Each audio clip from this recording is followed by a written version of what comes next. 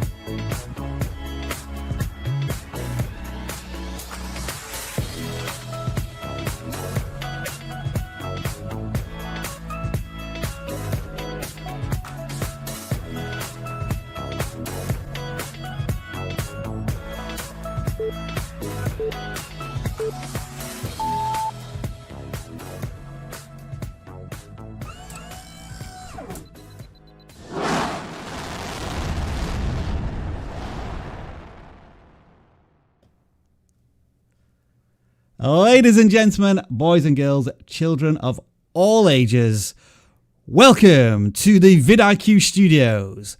Welcome to the main event. Welcome to VidIQ live streams, episode 200 and something. Let's do this. VidIQ. VidIQ. VidIQ.com.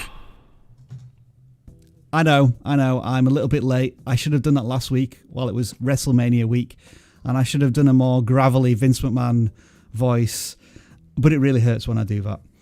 Some of you have no idea what I'm talking about anyway, so let's just welcome you into what we actually do every single week, and that is the VidIQ channel audit live stream, where we open our doors, welcome in our community, our family, and we talk about YouTube. We talk about your channels, we talk about what you're doing right, what you can maybe improve on, sharing our experience, our wisdom, that will hopefully help you on your YouTube journey. And as always, I could not do this without a gaggle of co-hosts.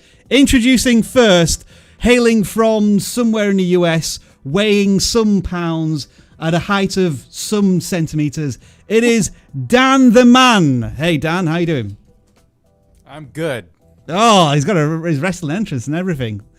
Also hailing from somewhere in the US, I believe somewhere in New York, he is the Brooklyn Brawler. He is the New Jersey Devil. He is Dan Hacksaw Holhauser. Yeah, Holtzauer. Get it right, Rob. I gotta say, I'm more of a day 2 WrestleMania kind of guy. I don't know how you got me to get it here on day 1, but I'll take the airtime when I can get it. It's fine. And I'm 6'1", just to get it clear. A little height humble brag. And needing no introduction, he already has his own wrestling name. Jeffrey Mendez during the week, but at the weekends, it is El Jefe. Let me tell you something, brother. I'm here to lay the smackdown on all of these channels. Oh, wow. He's joining in there. I love it, Jeff. Welcome. We're going to roast him? That's it. That is it. Travis is not here this week. I think he's having to console Savage, who has been absolutely decimated on YouTube this week, thanks to Jonk. I don't know if Jonk is in here, but he has been doing some savagery animations. And so, yeah, Travis will probably be back this week after he's helped Savage out for this week. So you have the three of us here. And we'll say some hellos, I think, at this point. And we'll start with Jeff, who's on screen. So, Jeff, who are you saying hello to in the chat? All right, so first up, we've got Good God Gaming. So we've got to give him a shout out real quick. Good God! He's broken in half gaming, sorry. That's right. We got the Forgotten Fossils. And who else do we have in here? We have Herrick's Kitchen. We've got them saying what's up to us. And as per usual, we got our buddy Quiz Ninja in the chat. How you doing, man? All right, hello to all of you. Dan H, let's go with some hellos from you. Let's go. We got the OG McDonald's mascot Grimace in here, apparently. Shadow Lion, Isaac Wins something. I don't know. My chat moved as I was talking. That's always a good move. I'll say hi to Coastal Gardens Northwest. And, of course, my man Octorius. Thank you for hanging out and helping us moderate. And Dan C, it is your turn to say hello in a very enthusiastic way. All right, chat. Freeze. All right, I got a bunch of names here. Jackscape, Mr. Gaming IQ, Short-Term Stock Calls, Nerd Logic, Gam Talk, Durtex, ThinkPad, and some of these are very weird names. How about Koi Fish Gaming?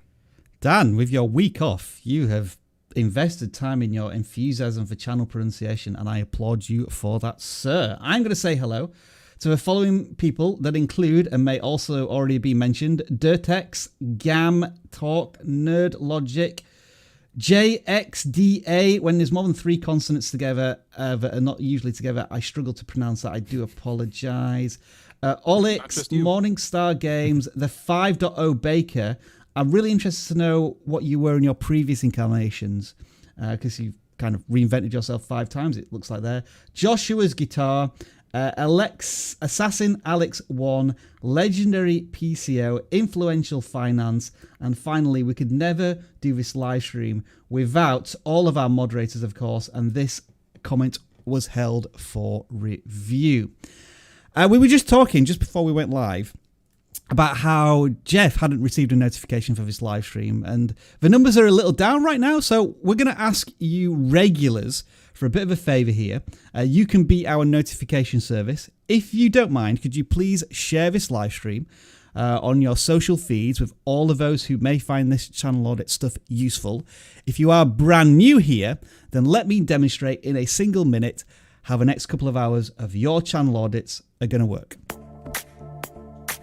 Welcome to the VidIQ Channel Audit livestream, where we review your YouTube channels. There are 2 links in the description, one for gaming channels, one for non-gaming channels. Make sure you submit every week as we clear the form after every livestream. Channel audits are 100% free, so please don't send us any super chats expecting to receive an audit. And don't waste your time asking for one in the chat. If there are any alternative ways to get picked for an audit, such as memes, we will let you know during the livestream. If we can't audit your channel today, VidIQ has a channel audit tool working 24/7 for you. If you haven't already installed VidIQ, download it now for free. A link is in the description, and make sure to take advantage of our free 30-day trial. If you submit your channel for audit, expect the following. We are sharing nothing more than our knowledge, our experience, and our passion as fellow YouTube creators. It's up to you whether or not you take our advice. There are tons of links to lots of useful resources in the video description. Make sure to subscribe if you haven't already done so. Share this live stream with another fellow creator who may find it useful. And finally, moderators, thank you for everything that you do every single week. All right, let's do this. And the final bits of housekeeping before we start the channel audits themselves. As always, we continue to support the COVID-19 Solidarity Response Fund. So any super chats will be donated directly to them. We thank you in advance. As always, we can't audit every single channel. We get around about 800 to 1,000 channel submissions every single week. Yes, that's a fact. We can't audit every single channel, as we say. We'll probably get to maybe 20 to 30 channels. This is why we kind of handpick a few to begin with, so we have a nice diverse range of channels. But generally speaking, a lot of the things that we talk about every single week, including channel focus, titles, thumbnails, all of these things can be applied at a broad level to many different channels. So pay attention to what we're saying about all channels and how it may apply to your channel. And with all of that being said, Dan, Jeff, can you see my screen? Yep. Then this is how the channel audits are going to work for the next couple of hours as we audit our first channel that looks a little bit like this. It is Footy Talk, and this channel has nearly 700 subscribers. This was the first channel that submitted this week, and I am going to start with Jeff just to give a introduction to this channel, and since I'm probably considered the soccer expert, I'll chime in afterwards. Take it away, Jeff. Sure. So we got Footy Talk. So yeah, I mean, obviously by looking at the thumbnails, we're talking about soccer or football, as is known worldwide. The channel banner has his name. Now, I'm not personally a fan of having your channel name as the big focus of the banner. I like having a value proposition. So I don't know if he's breaking down the games or if he's talking about individual players or the sport in general. So I'm not 100% sure exactly what he's talking about. Maybe he's recapping specific games. So not sure what's going on there. Maybe it's just general soccer. I'm not sure. So news and explanations I'm seeing there, and he's talking about a particular club as well, FC Barcelona. So those are maybe two things that you could take into the channel banner. And you can see, I think, from the jerseys, Jeff, that they're all players from the same club. Yeah. So, I mean, you talk about footy or soccer, which is arguably the world's most popular sport. Right. Do you try and narrow that down a little bit to a specific club, specific players? I think you're on the right path there a little bit. Yeah. Normally that's what I usually recommend people, unless you want to be a general education of the sport in general. But I like the fact that he's niched into a particular team. Maybe it's his favorite team, whatever it might be. But definitely want to put that in the banner and lean into that strength, because you're reaching for those fans of that team. And so kind of focus on that one particular person. It'll help you reach more people. But aside from that, I mean, overall, the thumbnails look really clean. There is, I'm not seeing like a bunch of text, cluttering things up. So overall, they do have a nice cleanliness to them, which I'm very impressed by. Views look pretty good on these videos as well. Not seeing a lot of shorts action, although these are short videos. Most of them are under 5 minutes. But overall, pretty clean. Some of these do look like screen grabs though, as we're going back. The latest ones look like actually, designed. I think you're right there. Yeah. There's thumbnail evolution going on here, which is good to see. Yeah, I love to see that. Absolutely. So yeah, no, overall, I mean, it's looking pretty clean to me. Like I said, the only thing I'm wondering is, I guess maybe he's doing news about their injuries from the looks of it, and probably whoever Barcelona is playing this week or whatever it might be. So I like the fact that they're doing this. I like the fact that they're focusing on that particular team and the goings on around them. Yeah, because I think generally speaking, fans are going to get their daily football digest of all of the news, maybe from a big outlet, whether it be ESPN Sports, Sky Sports, etc., etc. So when you go to YouTube, you're kind of wanting to get more of the personal, maybe fan opinion, and this is where I think channels do want to lean into a certain club that they support to offer not only the news, which essentially a viewer can get from anywhere, but your opinion of that news as a fan, and that's where you can build up a relationship with your audience. So I agree with you there.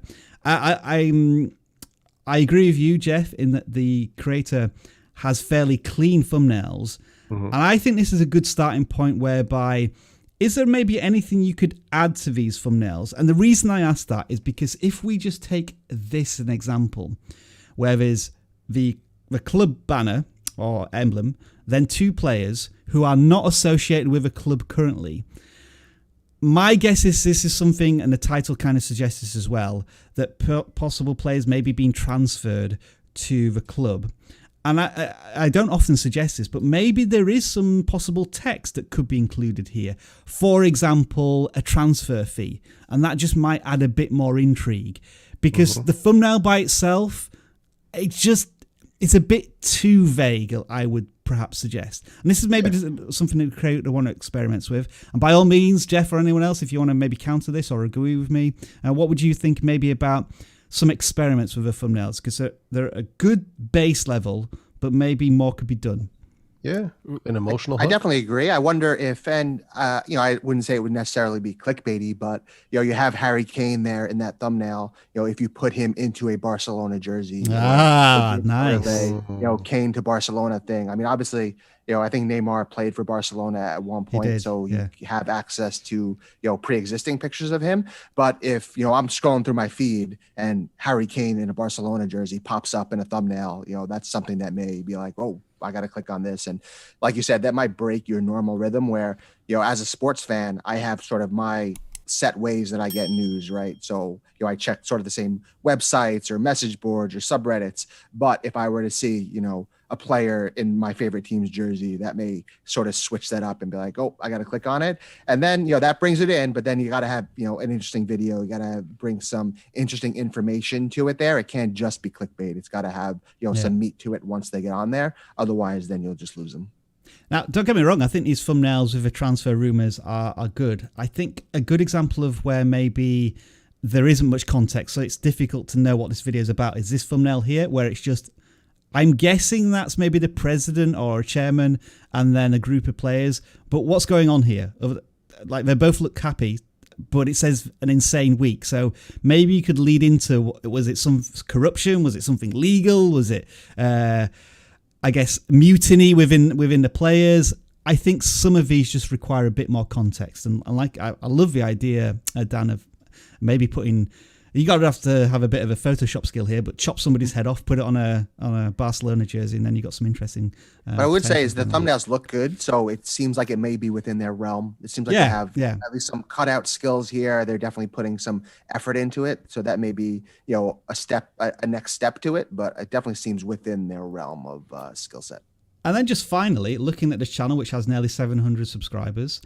And the view counts, certainly in the last month, seem healthy. We've got ones here with 1,500 views, 1,000 views, 300 views. I think anything probably over 300 views is quite healthy for this channel. So there's a bit of spikiness that you might want to look there in terms of the context of your content. I would just be saying one more thing, consistency. Because there was a big gap here of 2 weeks between these two videos. Surely Barcelona played some matches. Well, it was the international week, so maybe there was less to talk about. But it feels like you could maybe do a little more content on here, just with more news possibly. But I'm generally encouraged by this channel. So unless there's any extra thoughts on this one, shall we move on? Yeah, let's go ahead and move Silence always is wonderful on a live stream for me, guys. It means let's move on. Right, the next channel we're going to audit is a gaming channel. So this is the first gaming channel that's submitted this week. So we're going to bring Dan C in for this one. And Dan, we are looking at Meliana. Sorry if I'm pronouncing your name wrong. Meliana, that's what I'm going for. Meliana Kiss Games. There we go. I'm sorry. It's just because there was no spaces. It was making me struggle to read the channel name. And that might be the first place we want to look too for any kind of low-hanging fruit and improvements, because channel names, it just helps if they're memorable. You want them to be easy to type. You'd be surprised how early on in a gaming channel's journey, people start actually literally typing in the name of the channel to search for the latest videos. Yeah. I don't exactly know why this happens so frequently. I would say maybe it's because people don't subscribe as much as they used to, but they still remember you, want to come back. So just something to keep in mind. And what we're seeing here when we kind of take a look is, few videos in the last week, a lot of different games. I'm seeing Minecraft, I'm seeing Fall Guys. Maybe it's, see Crash Bandicoot down there. And then, oh no, that's Fall Guys again. Okay, they do a lot of fun things with other IPs. So, okay, so it looks like you've just about niched down to Minecraft and Fall Guys. Yeah. And how long has the channel been active? So I think they made one video 9 years ago, but for the last 3 months, they have been Minecrafting and Fall Guying pretty much. Yeah. Okay. So, to me, I would say that's 2 different channels. Now, you may not want to hear that, but I'm sure plenty of people who play Minecraft play Fall Guys, but when you're making a YouTube channel, you just want to make sure you're making it for a particular audience. There's always room to branch out later as you get more popular and people are subscribing and enjoying your personality. But when you start out, it really helps have a focus that's very, very strong. So if somebody from the Minecraft side subscribes for more Ender Dragon shorts, and the next video is a Fall Guys video, you might lose them. They might just not click that, and the more they do that, the less YouTube recommends your channel to them. So in that way, subscribers and returning viewers can be very fickle, and so you just want to be careful to hold their attention. So I would choose one of these games, and if it really means that much to you to play both, maybe create a second channel, but for success on YouTube, I also advise against that. I would choose one of these games and really stick to it. To begin with, you don't want to try and burn yourself out yes, with too many different projects. Yeah, I'm just having most two popular channels here. this early on. Yeah. Let's see. So having 2 channels this early on in your journey would just be a big focus pull, and you don't really want that. So Mods with Mel, Minecraft Winx Club mod. Okay. Interesting. Mods with Mel again, WandaVision. Yes. So these videos where you're covering particular mods and you're trying to theme them with other shows and IP, that's really interesting. I would say that Mods with Mel, as Rob has highlighted here, that isn't the search term driving people to those videos. It's more about the mods themselves, and that's a good thing. That's really cool. If you're going to include Mods with Mel, I would include it maybe in the corner of the thumbnail or at the end of the title, or not at all.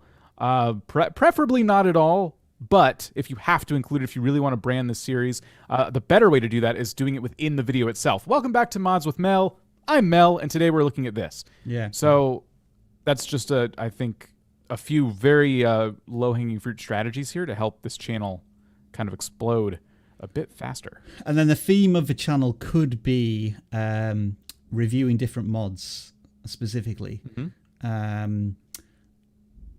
Now, yes, how I've you seen might some do that success with is that. like, because there's this WandaVision versus Minecraft. What was this one? Winx Club mod.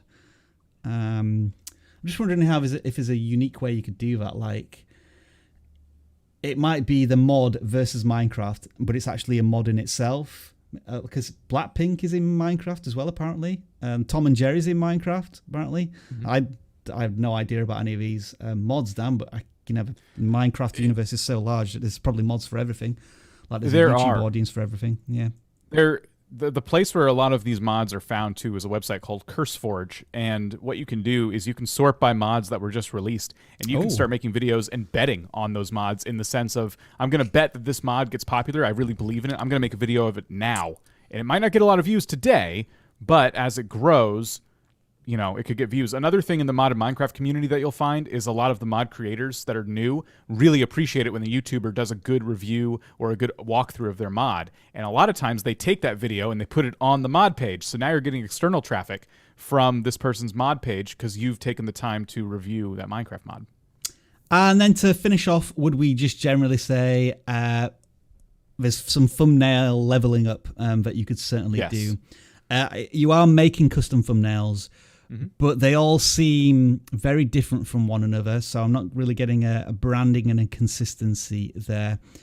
Yeah, the way you're using text is very simplistic, and often it's just buried in the imagery itself. Maybe too many elements, or the thumbnail isn't telling me enough of an intriguing story. Sorry, Dan, if I've stolen all of your thunder there, but if you've got no, it's okay. I wanted you to zoom in on the Tom and Jerry one in particular, because that to me is the easiest one to make improvements to just by looking at it. So there's three elements here other than the background. You have I Will Catch You, Jerry. You have you in the thumbnail as a Minecraft character, and then you have Jerry running away.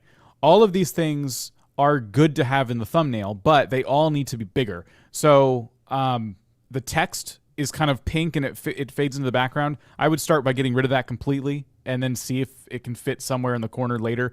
Get your character bigger on the screen from like waist up. You don't need to have the whole character on there. And then get Jerry bigger on the screen running away, the context will still be there. It looks like your character's in a running position. It looks like he's in a running position. So you can have both of you very big, and it gets the point across, and that light bulb moment with the viewer is going to click as soon as they see the thumbnail. Oh, Tom and Jerry in Minecraft got it. You don't even need text to explain that. If you feel like you want text, I would do black or white text, something that's going to jump off that background, because the pink is kind of just fading into it.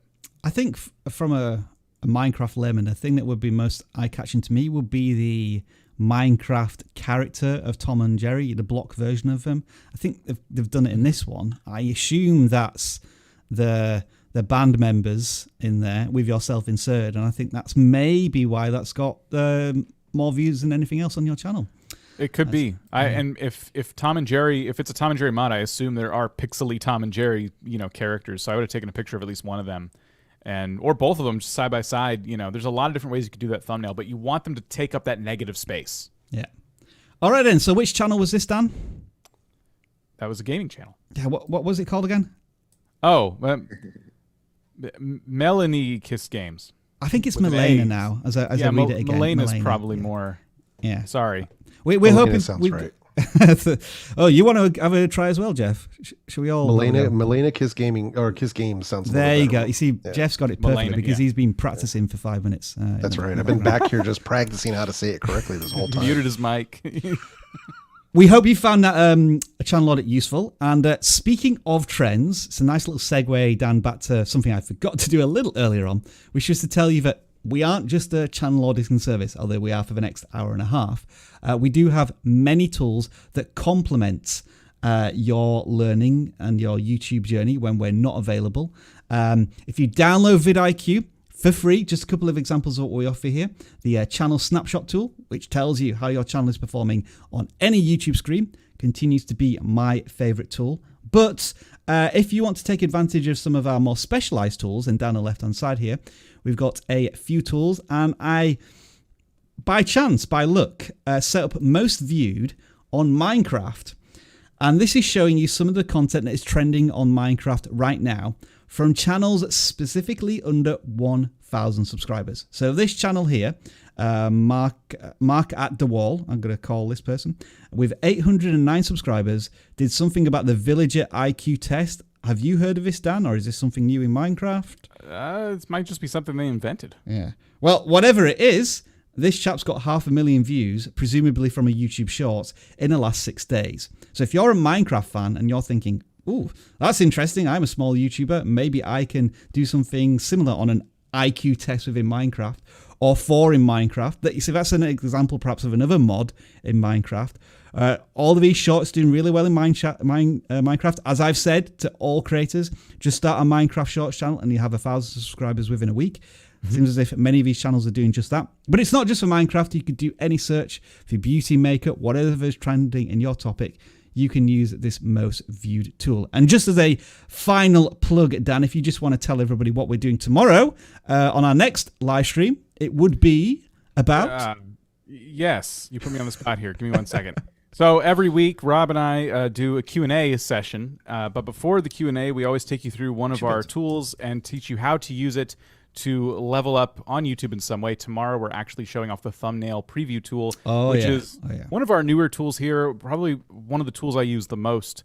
Every time I upload a video, I use this thing. So if you want to learn how to always have the best thumbnail on YouTube, you're not going to want to miss tomorrow's stream. And of course, come loaded with questions, and we will do a nice long Q&A session as well. It is one of the crucial things that I use just before I publish for that final check. Is my thumbnail competitive against other channels that are ranking for this search term? But you'll find out more tomorrow. So that is the VidIQ Tools, or like just a small sampling, like the tip of the iceberg. If you want to download it, there is a link in the description, along with a 30-day free trial, so you get access to absolutely everything as you start using VidIQ on your YouTube channel. Let's get back to some channel audits. The next one we're going to look at here is our Swish adventure. And I think, Dan C., you chose this one, so we'll start with you, and then we'll throw it over to Jeff for some more thoughts. Yeah, so Travel Channel, they're exploring everywhere in Switzerland, I suppose, which is awesome. And I was just very encouraged to see the start they're off to. 633 subscribers. A lot of their videos get, around 200 to 300 views just here at the top. It looks like they're experimenting with some live streams, some Q&As, different things like that. But I think we can all see just a few areas where we'd recommend some general, improvements. The first thing I noticed were the very text-heavy thumbnails. And I decided to look up, because there's a couple skiing videos. Oh, Rob, we can't see the screen. Oh. Sorry, I had another tab. I would have said something. All right. So if now we look at the thumbnails, you'll notice some text-heavy thumbnails. And one of the things I did, I'm glad I've got co-hosts. I looked up some skiing videos, and just to see what they were. What do you do with a skiing thumbnail, for example? And the trends seem to be like showing the pictures of snow on mountains. Not all of them even had people in them, and these were like really popular videos. So I think even as someone who doesn't have a travel channel, wouldn't really know where to begin. I'm not very well traveled. I think you could be doing a little bit of research, and maybe tomorrow's live stream could be helpful, doing a little bit of research for just improving on some of your thumbnails. So that was the first thing I noticed. So to begin with, text heavy, we're looking at this one of a beautiful shot of the Swiss mountains, we presume, but then there's all sorts of text there. If you were going to use some text, it would surely be just one of these, not trying to cram every aspect of the video into the thumbnail. And as a Q&A, it could be simply something along the lines of some banknotes, or an emoji of some common Swiss food might be more effective in this particular one. And then, in terms of, do you think it's acceptable to have just like a plain background and then the Swiss flag to depict the country, or I don't know, do you think there's more maybe required? I think for a travel channel, I don't know if the blank background's such a good idea. I would be outdoors, or if you're like a van life channel, I'd always be like somewhere around the van.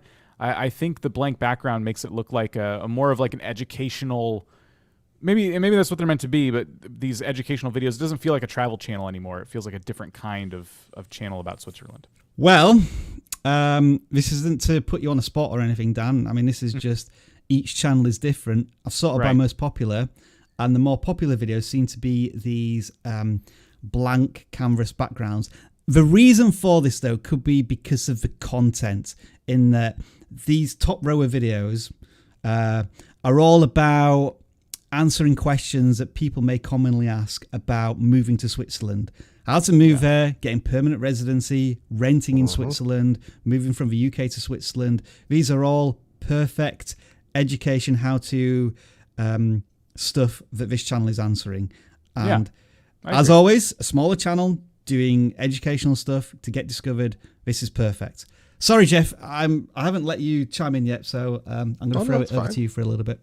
Yeah, no, that's totally fine. And I like what they're doing, because anytime that you can do questions like this, how to, things of that nature are inherently evergreen. So this is something that hopefully if they're in the chat and they're listening, when you see stuff like this, when you've had patterns where your number one videos from a year ago, there could be changes now. There could be new policies now. So this is where you're going to want to do follow-ups in 2021, follow-ups in 2022, to really capitalize on things that people are already searching you for. The simpler the thumbnails, obviously, the better. And that's one of the things where when you spoke about text and having too much text, listen, I'm all about simplicity. Less words, the better. If you can keep it to under 5 words, cool. If you can keep it into under 3 words, even better. If you could do 1 word in the thumbnail that'll grab somebody's attention, then you've got it. So just keep it a little bit simple. Sometimes this stuff gets a little out of whack, and also keep in mind where your traffic sources are coming from, because we're getting so much traffic from mobile viewership that some of this tiny text is just going to be illegible on somebody's cell phone. So please keep that in mind when you're designing your thumbnails and you're including text.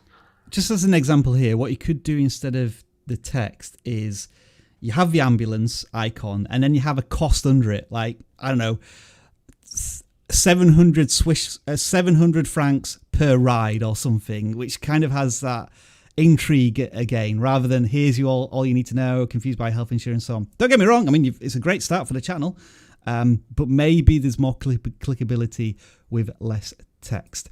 I would also say, go ahead, Dan, go ahead. I just wanted to say we've been talking about the thumbnails quite a bit, and aside from those, one of the things they could be doing, if you do look at these, yes, they are educational videos helping people kind of plan their trips or move. That's very helpful. From there, once you kind of cover all that, you find yourself doing a lot of vlogs. They're not getting as many views. One way you could combat that is to do things like top fives. You're still helping people kind of figure out where they want to go when they visit, but now you're making it into these more bite-sized kind of videos while you still get to kind of travel. So, top 5 places to explore in Switzerland, and you can even niche that down more, top 5 spots in this particular town or something like that. I was just going to add as well, in terms of how you transition from educational to personal stories, vlogs, and so on.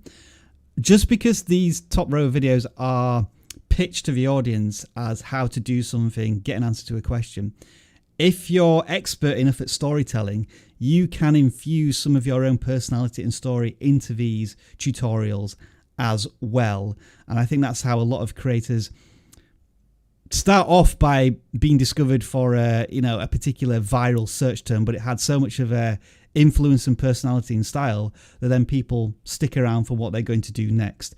So don't think of it as just a video where you just have to talk to camera very plainly, answer questions. If you can think of some stories and a little journey, may require a bit of more editing time, then just think of how you can infuse that into these very popular videos, because we sort of by most popular. These are obviously the most popular videos, but then we will look at your most recent videos.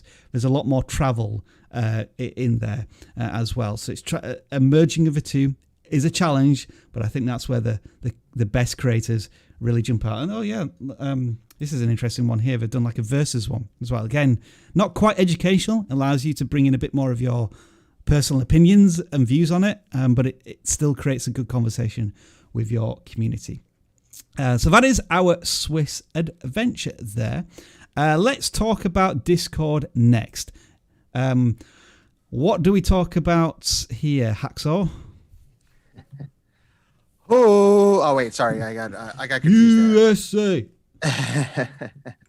Now, I mean, if most of our audience doesn't get wrestling, I know. I think the segment of them that will get a Hacksaw Jim Duggan reference is beyond minuscule. Let's just hope he doesn't go for a car ride with the Iron Sheik anytime soon. I mean, that is as nuanced as they get. Yeah, now we're off of kayfabe as well. So we could do this all day, and we probably will after the numbers. So Discord, if for those who don't know, is a persistent chat server, sort of like an old school chat room, but in the evolutionary age of Slack and Teams and now Discord as well, a place that is super friendly to gamers, but also to people of all ages and all ilks. And what we do here is that we have a very specific server where we talk about YouTube, content creation, and have created a community that is active 24 hours a day, 7 days a week, where you can come and feel welcomed and feel like you can find people who are in the same place as you are and who are on the same place on this rung and ladder of building a YouTube channel that you are, and people who have already succeeded, have built channels. And you have access to people like me and to some of the other people here at VidIQ. We hold special events and Q&As and different things that you can come and join our server and at any time have access to great resources and just feel welcome in general. And one of the great things that we do every single week is we choose a highly engaged member, someone that we really appreciate within the server, and automatically select them for one of our channel audits every single week. So just by being in the server, being engaged, and being a person that is making it a better place, this is their reward. And I think they're actually in this screenshot just by chance there. That's who we've chosen, isn't it? This channel right here. I'm right. King Bark. King Bark. Oh, wow. About to hit 3,000 subscribers. Oh, getting there, 2.8, yeah. So let's start talking about King Bark and the fact that they put lots of wolf heads on Jedis, which makes no sense to me, but I'm an old person these days. I don't get the younger generation. Let's see. Right, so what are we looking at here, Dan? Yeah, I'm seeing Among Us and I'm seeing Roblox. Just two different games, two popular games. Can they survive on the same channel? I'm getting, I've been here a while now, and my advice from day one to people is like, see if you can stick to one game. I'm only getting more curmudgeon-y and more, in a lot of ways, I'm like, yeah, that advice still holds true, and yes, there are circumstances where if you're reviewing games and things like that, you're going to be playing different ones. But when you're picking, especially from some of the most popular games on the entire platform of YouTube, you really, really should be focused on just one game. And just for no other reason, there's a lot of reasons, but the biggest one is when somebody subscribes or wants to come back to your channel and YouTube's like, hey, the other day, remember King Bark? You watched a video from him? Well, here's another one. And it's not what they watched from before. They won't click on it. And then YouTube will go, oh, never mind. And YouTube stops recommending your channel to someone who could have potentially been a returning viewer. Not only that, having a focus is just good for you as a creator. You turn your blinders on. I'm just going to make Among Us content. This is what I'm going to do now. And then you just come up with ideas for Among Us. And while you have fun playing Roblox, maybe there's a time and a place where you start a Roblox channel or something like that. So when I sorted by most popular, the Among Us ones dominated. And I think they were all on a theme of bad timings. So something happening in Among Us on a frequent occasion, maybe just one video, which has led to several parts. And it looks as if this creator was having a lot of success with that at the time. When was the last time they did a bad month ago timings one? Oh, no, bad timings. Oh, hang on. I'm still looking at the most popular. So let's. Okay, nothing's coming up here. Nothing's coming up. So they haven't done anything. Let me just do another search. It could be that it's hard to capture that moment. So the last time they did something on that scroll down. theme, yeah, I'm just scrolling back a bit. It looks as if it was here 2 months ago. So the obvious question is why that particular theme, bad timings, was often doing well. Not always, and some of them, I think. Either all of them or most of them are shorts. I can't quite tell because it's not giving me the video preview when I mouse over. Yeah. But you've moved on from there, and now it kind of feels as if the channel's a little bit lost. With the exception of this most latest video, which is doing pretty well, from 12 hours ago. Yeah.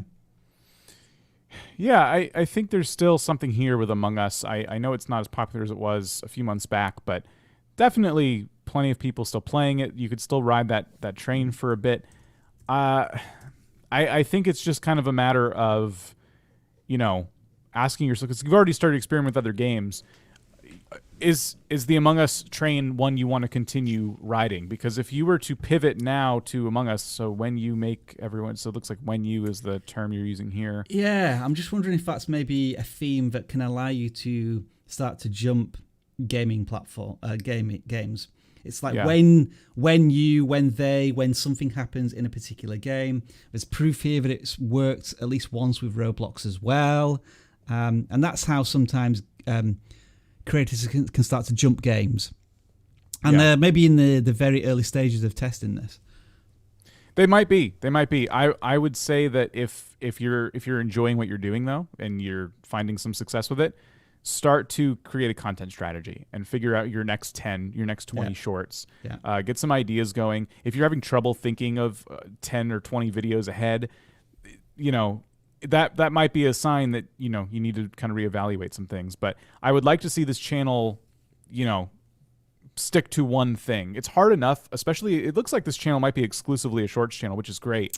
I'm seeing a couple long form videos here and there, but for the most part, let's assume for a minute that a lot of these subscribers came from shorts. It's already really hard to convert a short subscriber to a returning viewer.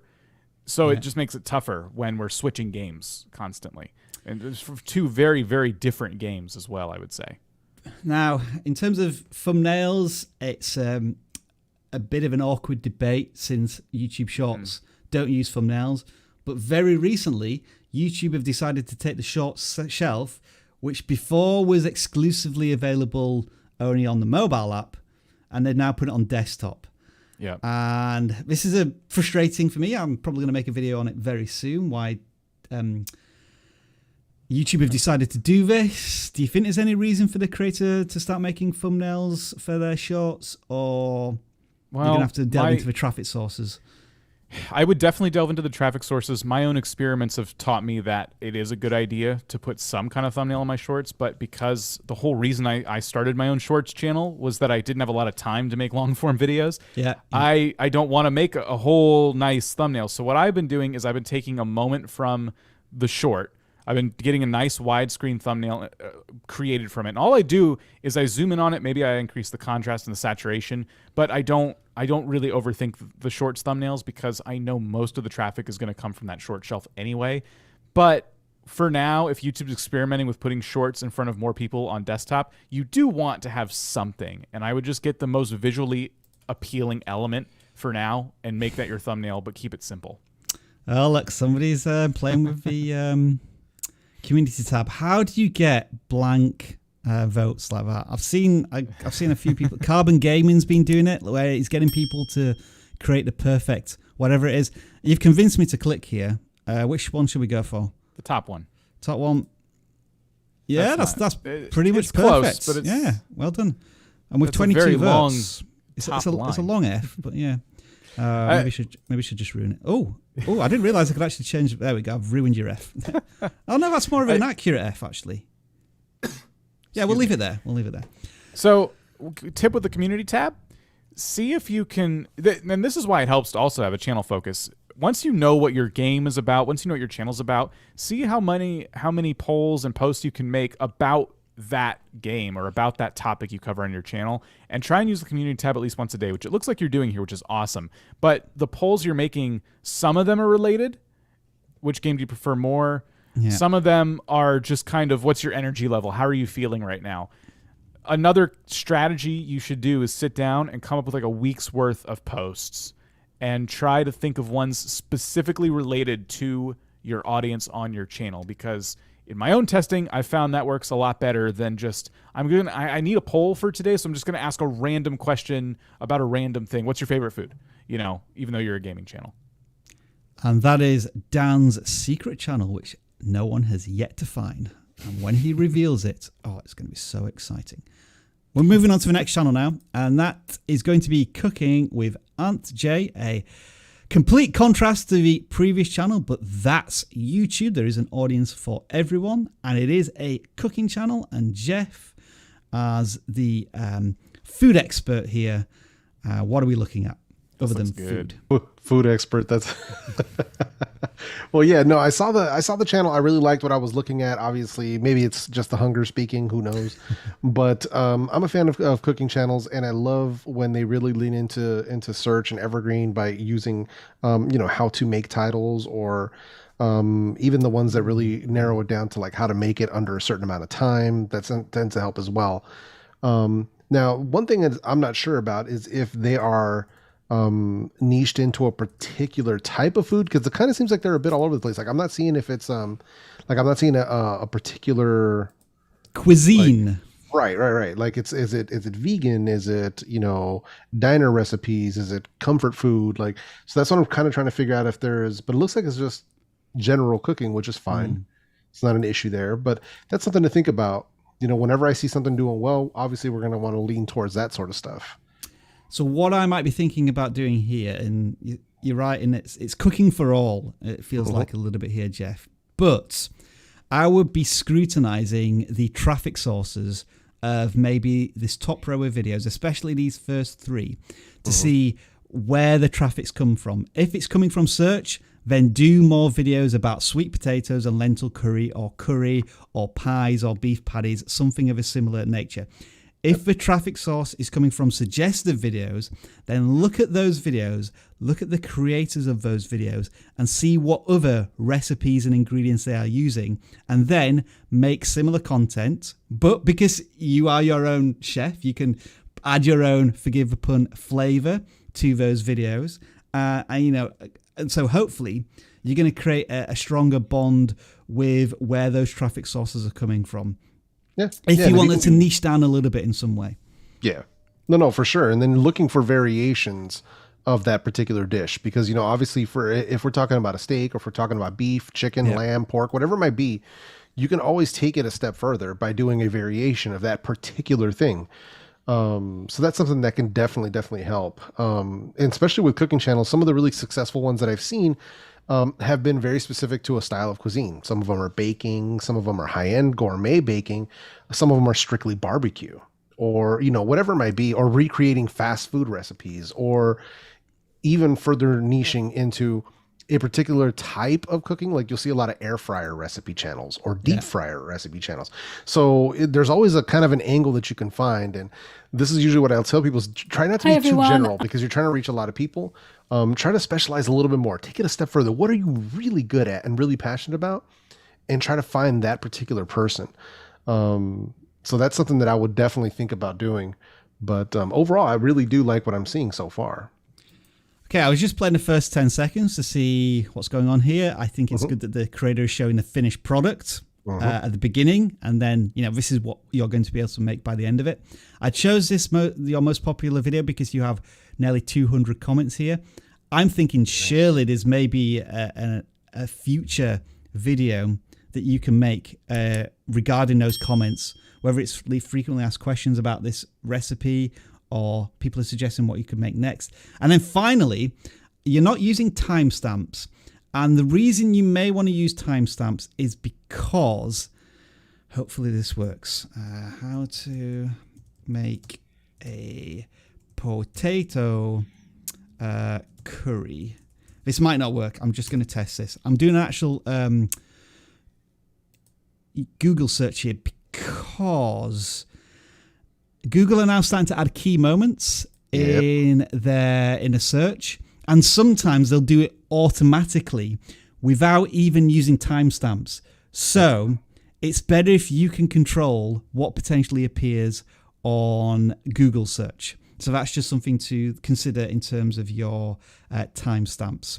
If you don't know how to do them, what you need to do is your first timestamp has to be 0:0.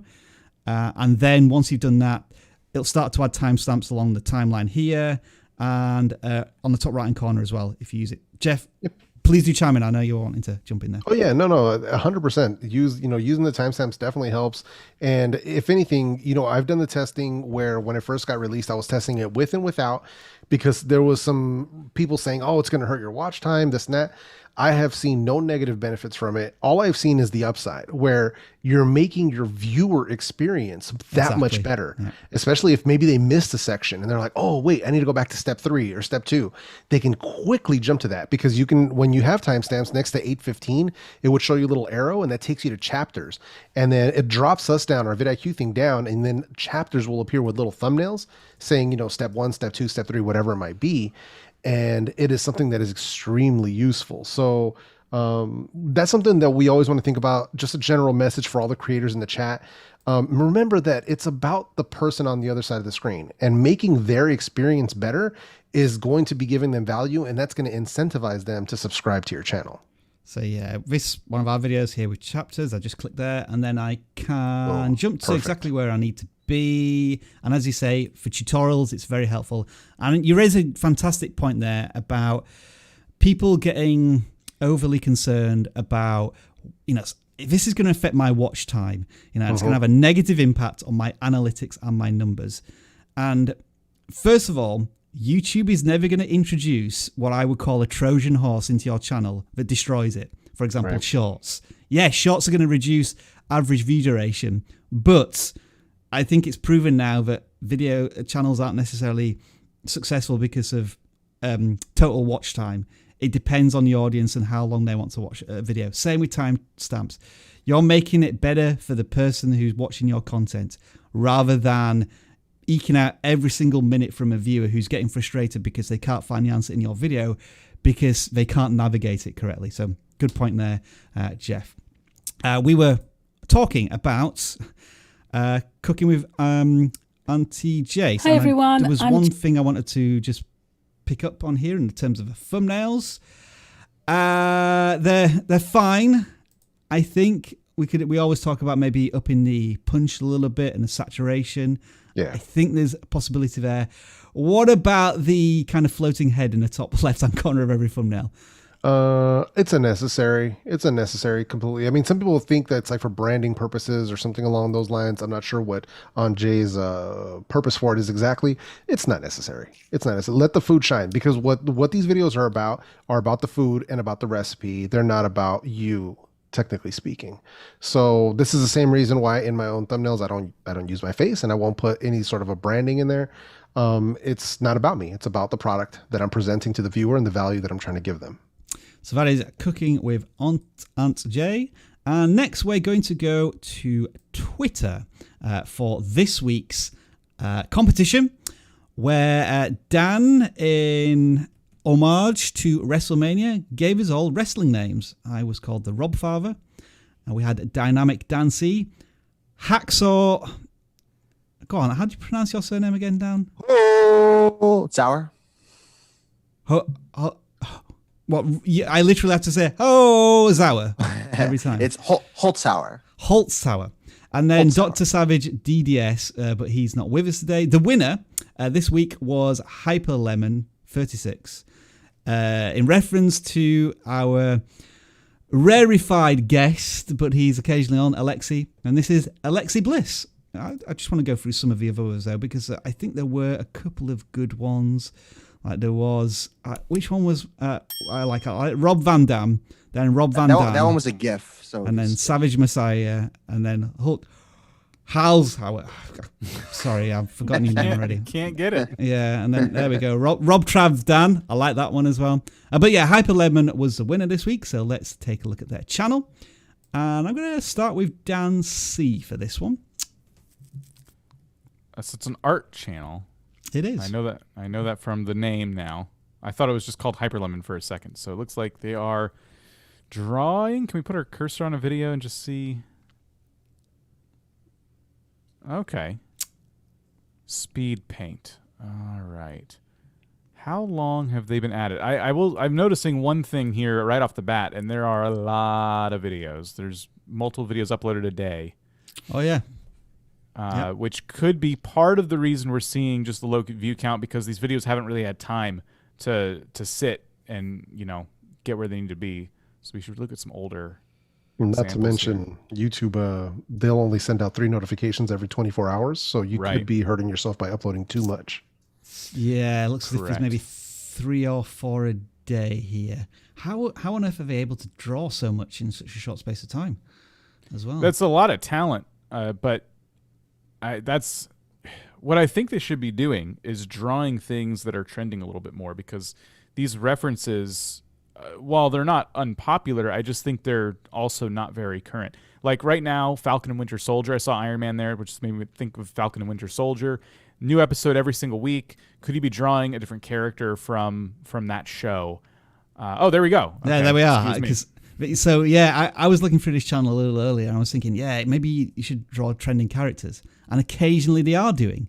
Now, maybe what we could suggest here is that instead of releasing 4 videos a day, they release 2 or 3 videos a week, and the video, rather than being a short or relatively short, like 2 minutes, you could draw 3 or 4 characters from Falcon and Winter Soldier, so that you're adding a certain level of consistency and quality to a video as a test. Because as you say, Dan, right now with just the volume of content, it doesn't seem to be working for the channel. Yeah, you've been trying this multiple uploads a day thing for a while, and this might be a situation. While they look like quality videos too, I'm not saying you don't have time to do that or anything like that. I just think that the extra time it takes you to make those videos, I would be doing more research into different speed art kind of channels, see what they're doing with their thumbnails, see what they're doing in terms of the things they draw, and see how you can level up a little bit in a few different ways. It's hard to look at an art channel like this and go, oh, here's how you can improve, because like your artwork is so good. I love what I'm seeing in terms of just how visually appealing it is, but I do think there's some leveling up you could be doing with your thumbnails. Just looking at the latest ones, the text was kind of hard to read. Energetic YouTube. Oh, so okay. The text in the middle there's kind of hard to read, and I think it's detracting from the actual drawing itself, because there's now a lot of elements. There's a logo in the corner, and then there's the name of the character, and then the character's just kind of back there in the side of the frame. I just want to play one in the background as you carry on, Dan. Now you got me curious. Well, the other thing I was going to say is that one thing I'm not seeing here is obviously they know what they're doing. Obviously, an expert at what this type of artwork is, but I don't know if maybe we missed it as we were looking through. I didn't see any tutorials. Yeah. And that's something where you can use Evergreen, even though that's not what you want your channel to be about.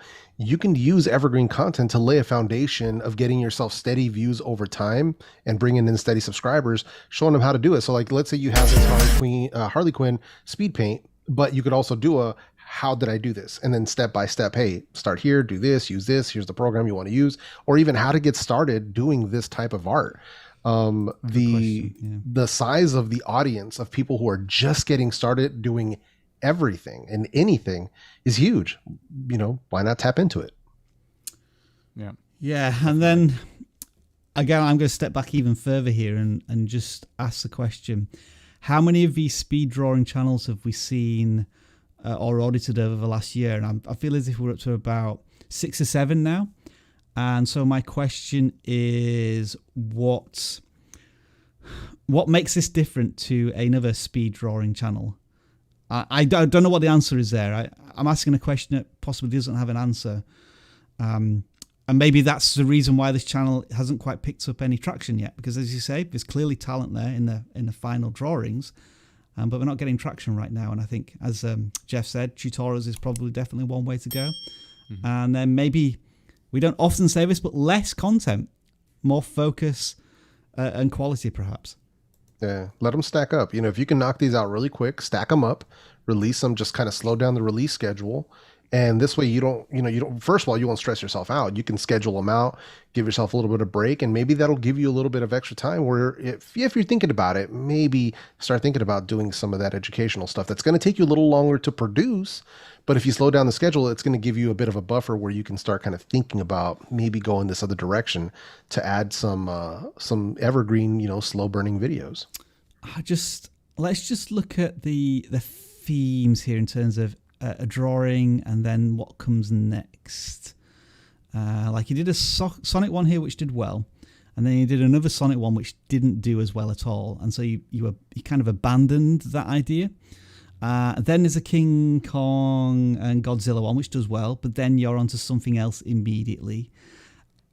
I'm wondering, another idea is if you could do perhaps a theme of drawings. Friday Nights at Freddy's, that got nearly 2,000 views. Could you have done more characters from that game going forward? Right at the top here, what are we currently looking at?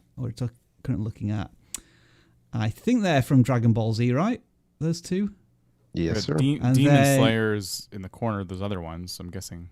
And then I don't know if that's related. I don't know if they're related. Is there a connection between these? Maybe there is, but the viewers don't seem to be responding to it. I wonder if this channel too, and this is me literally just wondering, I don't know exactly what kind of audience this appeals to, but there's some Marvel stuff in here. Like maybe you would have better luck only doing Marvel or really sticking to a niche in terms of the artwork itself. Like Rob said, if you were to test doing 5 videos in a row that were of a similar, like Five Nights at Freddy's, and you did 5 of those in a row where you drew different characters and things like that, that might clue you in as to, oh yeah, this niching down thing works, because it looks like you stick to one style of character maybe for 2 videos back to back max, and then you're already on to the next IP. Mm-hmm. One thing I would suggest, and we suggest this sort of for, some of the dank meme channels or some of the channels that we don't fully know too much about, but there's a good avenue here, I think, for outside promotion. If you go to a Sonic subreddit or, a subreddit for one of these things and just post your finished product with maybe, a watermark or something with your channel on it, you're fully within the rules of those subreddits, just being like, hey, here's some awesome art that I have. Yeah. And you can, gain a bit of, clout / cliche in those communities where people may be like, oh wow, how do I find more of your art? Or that's awesome. Like, and maybe give you suggestions to just be like, oh wow, could you draw this? Could you draw that? And then it's a lot easier to be like, oh awesome, yeah, I'm gonna draw that. Check out my YouTube channel. I'll put it, within the next few days, or you can find me here. And I think because you're giving a lot of value in the finished products, that you don't necessarily have to just link your video and be like, oh, come watch me here. You could put the finished product here and kind of gain some momentum that way, to be like, if you love this stuff, I'm doing a ton of it over here. Check out my YouTube. I'll show you how to do it. I'll teach you how to do it. And that's kind of a very natural way to promote yourself in these other communities. I think if we were to summarize this channel, it's clear that the creator themselves has a talent for something that they're passionate about. They just haven't quite worked out how to share that passion effectively on YouTube. So Hyperlemon, we've given you, I think, a ton of different ideas here, whether it be less content, themes of characters, tutorials, sharing it with a shared community on other social platforms. I just hope that you can maybe tackle one at a time rather than trying to do everything. Because I just, take a step back and just allow the content to breathe a little bit. Because at this rate, it feels like you'll burn out in a couple of months just making all of this excellent drawings and nobody watching it, unfortunately. So we wish you the best of luck going forward. That was the Twitter winner. And now let's do some shout outs, I think. What happens here is that we collect a few channels that we just want to say hello to, maybe point out one or two things. It's not a full channel audit in this sense, but it doesn't disclude you from being selected later on in our random portion of the channel. So we'll say hello, first of all, to Jeff. Who's this? We've got Going Full Nerd. Congratulations on the 1,000 subs here, doing movies, television, gaming, and apparently some sort of a podcast. So shout out to you. I like what I'm seeing so far, and covering some popular shows and movies. So, hey, that's what's up, man.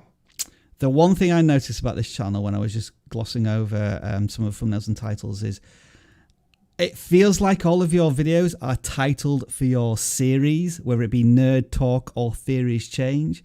And from a search potential, people aren't really searching for your programs, but they are searching for what you're talking about. So maybe just tweaking those titles to talk more about the programs and what happens in them and the discussion that you're talking about may be of benefit. And I think less titles, less text on the thumbnails as well, a little bit there.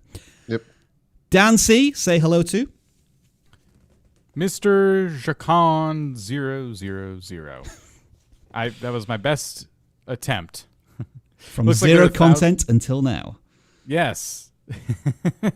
Looks like they are at 1,000 subscribers, so congratulations on unlocking the community tab. Can we check and see if they're using it? Oh boy, oh boy. Once. Boo! Boo! Boo. No.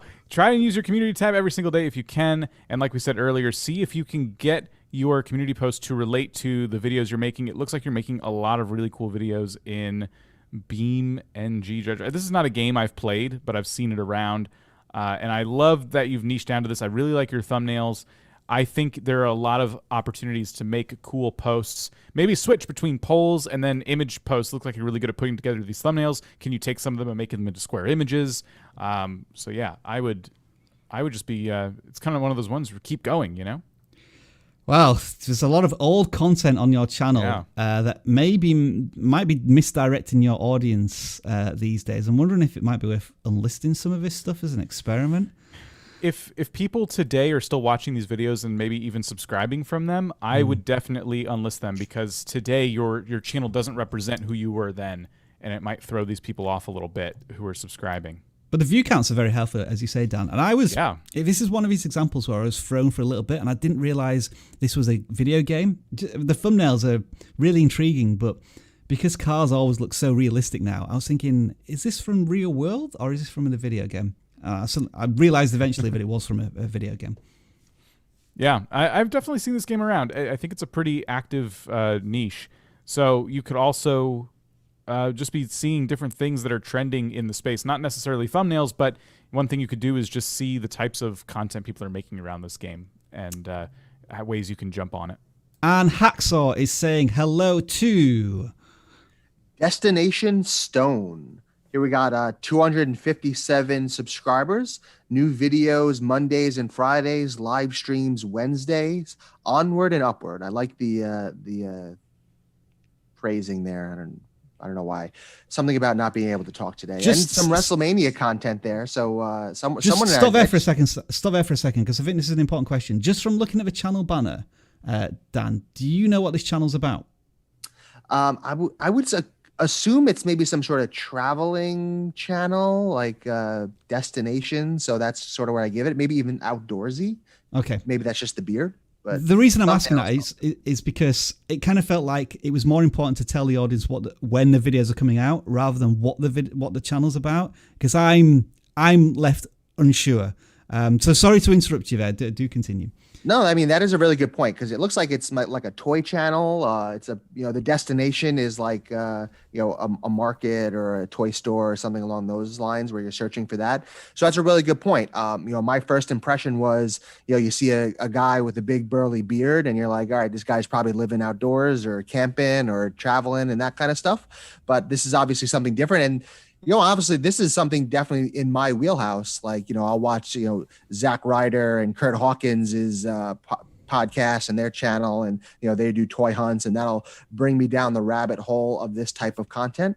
So, I'm definitely the target audience, but I didn't quite get that impression right away. But I do like the beard. So how does this channel appeal to the likes of Dan in your shared? It's kind of like who is your tribe, and making that a bit more impactful through how you pitch your content. But that is Destination Stone. I'm going to say hello to Lee Baggy here, who is, he's a Brawlhalla, Rogue Company, Fall Guys, Minecraft, Apex, Uncharted 4, Hollow Knight. I will admit Hollow Knight is an excellent game, by the way. You are a lot of games to a lot of people. You have 250 subscribers. You're doing lots of live streams here.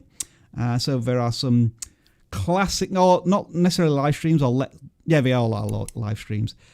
So things we'll be talking about here are, if I subscribe to watch Hollow Knight, do I then want to watch Brawlhalla next and then Apex Legends before we get back to, I've not got another Hollow Knight video to watch because you haven't made one since. So I think if you're going to do a Let's Play, maybe try and stick to that particular game. But I think what we would also highly recommend is, what are your learnings from these games and the how-tos and like, especially in Hollow Knight, where I got lost a million times as I was playing that game and I couldn't find the items I was looking for. Some specific tutorials in that game may really help your audience. I'm just going to sort by most popular to see if there is one or two videos that have jumped out. So there's nothing really that's jumping out here as a really popular piece of content, and you have been live streaming now for a long time, so maybe it's time to experiment with some video on demand stuff, because I'm not seeing much there at all, except for maybe one or two shorts. That is Lee Baggy there, though. Jeff, you are going to say hello to... We've got Pele All-Rounders. Pele, I'm not sure about that one. But yeah, so Pele All-Rounders, 224 subscribers, new videos every Monday, or perhaps even on Tuesday, according to their banner. Not really sure what's going on here, because based on this top row of thumbnails, there's a donut baking tutorial, and then pranking Among Us players, and then performing Romeo and Juliet. So it sort of looks like they're trying to do variety content. Yeah, personality variety channel. Yeah, which is fine. I mean, us as humans, we are multifaceted creatures, which is fine. But not niching down could be hurting your growth, because you're trying to reach too many people.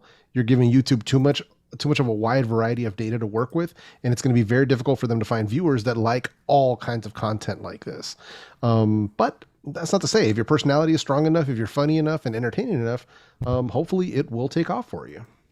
And finally, in the shout-out section, Dan and myself, we're just going to do like one sentence each for YouTube Tanner, who has nearly 200 subscribers.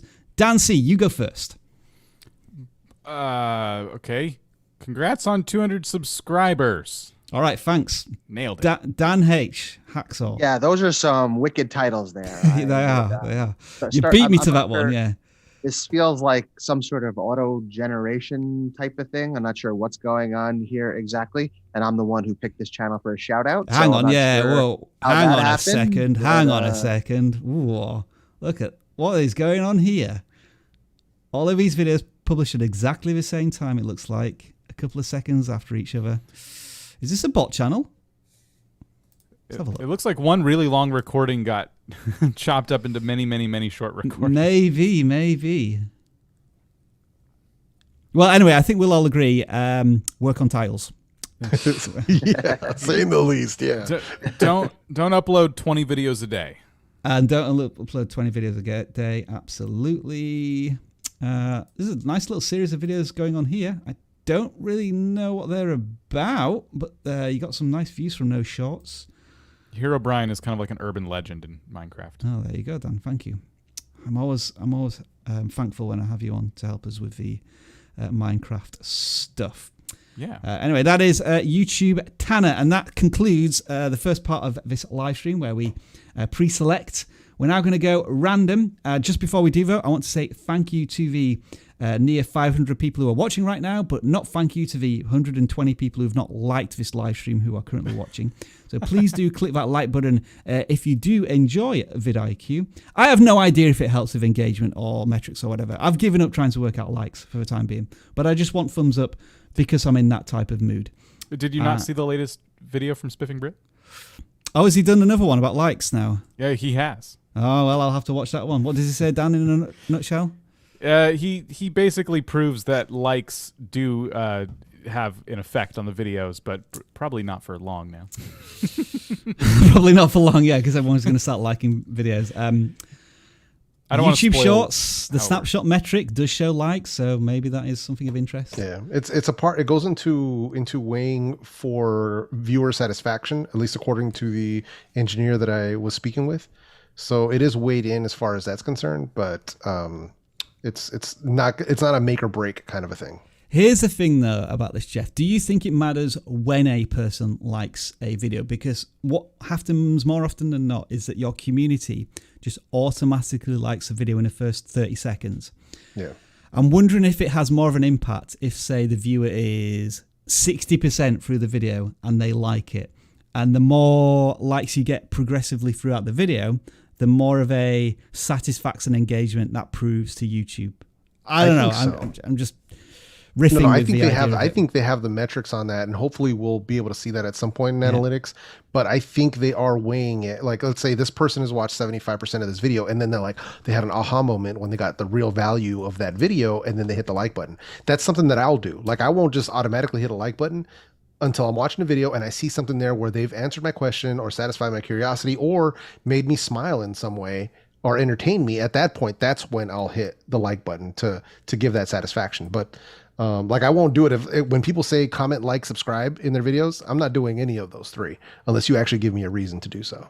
I'll tell you what people will do is dislike a video if you tell them to, as demonstrated here. I mean, for sure. We've proven this. Who can dislike the start of this video? I know, right? What do you mean? Oh, that's hot. That's hot. That's Will hot. Smith is such a lovable guy. I mean, how dare you? It took me 4 hours to edit that.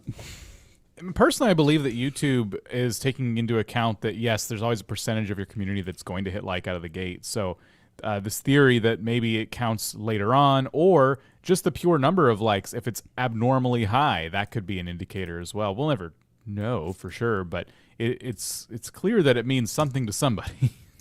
Wasn't that a fascinating discussion? And you enjoy more of that in our Q&A session tomorrow with Dan and myself. It's a little teaser there. Right, this is what we're going to start picking some random channels. So we take a number and I do my best to type that number into this form here. So we're randomly picking channel 323. I attempt to copy this URL and I attempt to paste it into my computers, and hopefully that works. So the first random channel we are looking at, and this is completely at random, we're looking at a channel with 120,000 subscribers. Whoa. All right, so let's try and work out what this channel is about. They've decided to just put some balloons in their channel banner so we don't get a value proposition. That kind of leads me towards maybe it's a comedy channel or a personality channel. And right, no, it is actually a balloon channel. All right, this is a balloon channel. That is the value proposition. All right, okay. ASMR maybe? I wonder. Rubbing of balloons and blowing up of balloons. So this is a channel that's maybe popping balloons in different ways. There's an audience for everything. My guess is that this channel had 1 or 2 videos go viral, which brought in a ton of subscribers. and a ton of views. But it means that the audience hasn't really stayed, because how many times can they watch somebody bursting a balloon? There's nothing necessarily wrong with that in terms of a channel. You just got to understand your channel's positioning right now. Yeah, and yeah, that's what's going on. Yeah, yeah. A couple of videos with millions of views, and these were all 4 or 5 years ago. So the YouTube landscape has changed here, and so the question is, have you adapted? And you kind of have, and you haven't, because you're still getting thousands of views on some of these videos, which is good. I'm intrigued to know why the likes to oh, hang on. The likes and dislikes are almost nothing. So where is the traffic sources coming from now? That's the next question I would ask. Is this being shared externally from YouTube, which leads to these views? Essentially. Let's click on one. Let's go with this one with 10,000 views and just see what the engagement is in terms of comments as well. My guess is probably not that many comments. So only 12 comments for a 10,000 view video seems to suggest your traffic is coming from elsewhere. Yeah. Nothing, not anything necessarily wrong with that, but it means that you are relying on an off-platform traffic source, and that is perhaps less reliable than YouTube themselves, because YouTube is perhaps not organically sharing this content on the platform. Yeah, strategically, I would start. Oh, sorry, go ahead. No, go ahead. No, I was going to say strategically, I'd start looking at what's working and start, because obviously not everything's working, and throwing out, a lot of this stuff is sort of just not cutting it, considering the your view to sub ratio. I would start kind of looking at what is it that's working in the past 3 months, the past 6 months, getting a better picture of what people on your channel are still willing to click on, or what's really popular for this type of video on YouTube. Like really looking at, okay, if I'm going to be doing balloon videos, what's hot in the quote unquote balloon world, and seeing how I can do that on my channel. How can I bring that wave of traffic that already exists on YouTube? How can I bring that to my content? So that's what I would be looking at. I wouldn't just be, I'm not saying that they're not already doing this, but this is something that I would really be trying to lean into your success. Look at this. For some reason, 2 months ago, girl bursting balloon had like a little uptake in views. And did you continue to do that? It's kind of looking at what those keywords that are really working for the channel are. And again, you've probably thought of all of these ideas, but how can you introduce new ideas into the balloon bursting world? Whether there be you get a camera that's able to run at 1,000 frames per second. I think we looked at a channel similar last week. Or you're able to get a really sensitive microphone and then do the bursting balloon at slow motion. So there's something visually and phonically satisfying or different or appealing in some way. So again, we're throwing ideas out at you. We're not balloon bursting experts, we must admit. Dan C, let's satisfy your question. Well, I was going to, just real quick, I was going to say that it looks like they put their channel name in like every title. And I would also start looking at your traffic sources and seeing, are people searching for your name that often where you felt it was important to include it in the title of just about every video? One word. It's got a couple of, did I spell, is it no spaces? All right, okay. Let's just see what comes up as results here. I mean, I don't doubt that their videos will come up. It's just the traffic source are people finding it exclusively from the channel name. I wouldn't necessarily talk too much about tags since they aren't that important anymore, but it looks like you're using the same tags every single video, so it might be worth updating those tags and using those same tags for every single video in terms of balloon bursting a balloon, how to burst a balloon, what happens when a balloon bursts. So reinforcing those keywords, because when you include artist and hacks, drop, shop, arch, none of those necessarily have any relation to bursting a balloon. You should probably spend 10 minutes on making a template collection of bursting balloon tags and then use them, most of them going forward with the tags. I would suggest there as well. Yeah, relevance is key when it comes to that. Even if it doesn't have a lot of weight, like it used to at some point. Just keep it relevant to what you're doing. I won't use a templatized like version of tags unless I'm literally making the exact same video over and over and over. I want it to be relevant to each one. So like how we had a chat here at Baldock Services, that would have been different than bursting purple balloons. The tags should not be the same for these two videos. What I will congratulate Tango Baldy on is making a channel out of bursting balloons and getting 100,000 subscribers and yeah, nearly 50 million views. It proves again that there is an audience for everything, and we congratulate you on that. Let's pick a non-gaming channel. A gaming channel now this time. Dan, hey, would you be able to check the super chats? We've got some in, but as usual, due to the unique way in that YouTube's live studio is rubbish for me, I can't get the names of any of them. So if you could just check in the background and we'll shout them out if possible. I saw a few of them come through that were anonymous. So yeah, $5 and 100 Filipino currency, I think. No. And then there's one at the top, but I can't see their name at all. Oh, I accidentally clicked the wrong button and I clicked out of it. Oh well, we'll try and get them a little later. Rock, hang on. No. Have I just? What have I done here? Let me just check. Channel 335. This is a gaming channel. The wrong form. But it's not a gaming channel.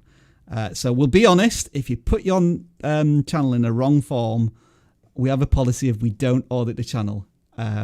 So yeah, we're just going to move on. It's the first time it's ever happened with somebody putting a non-gaming channel in the gaming channel, which is unfortunate.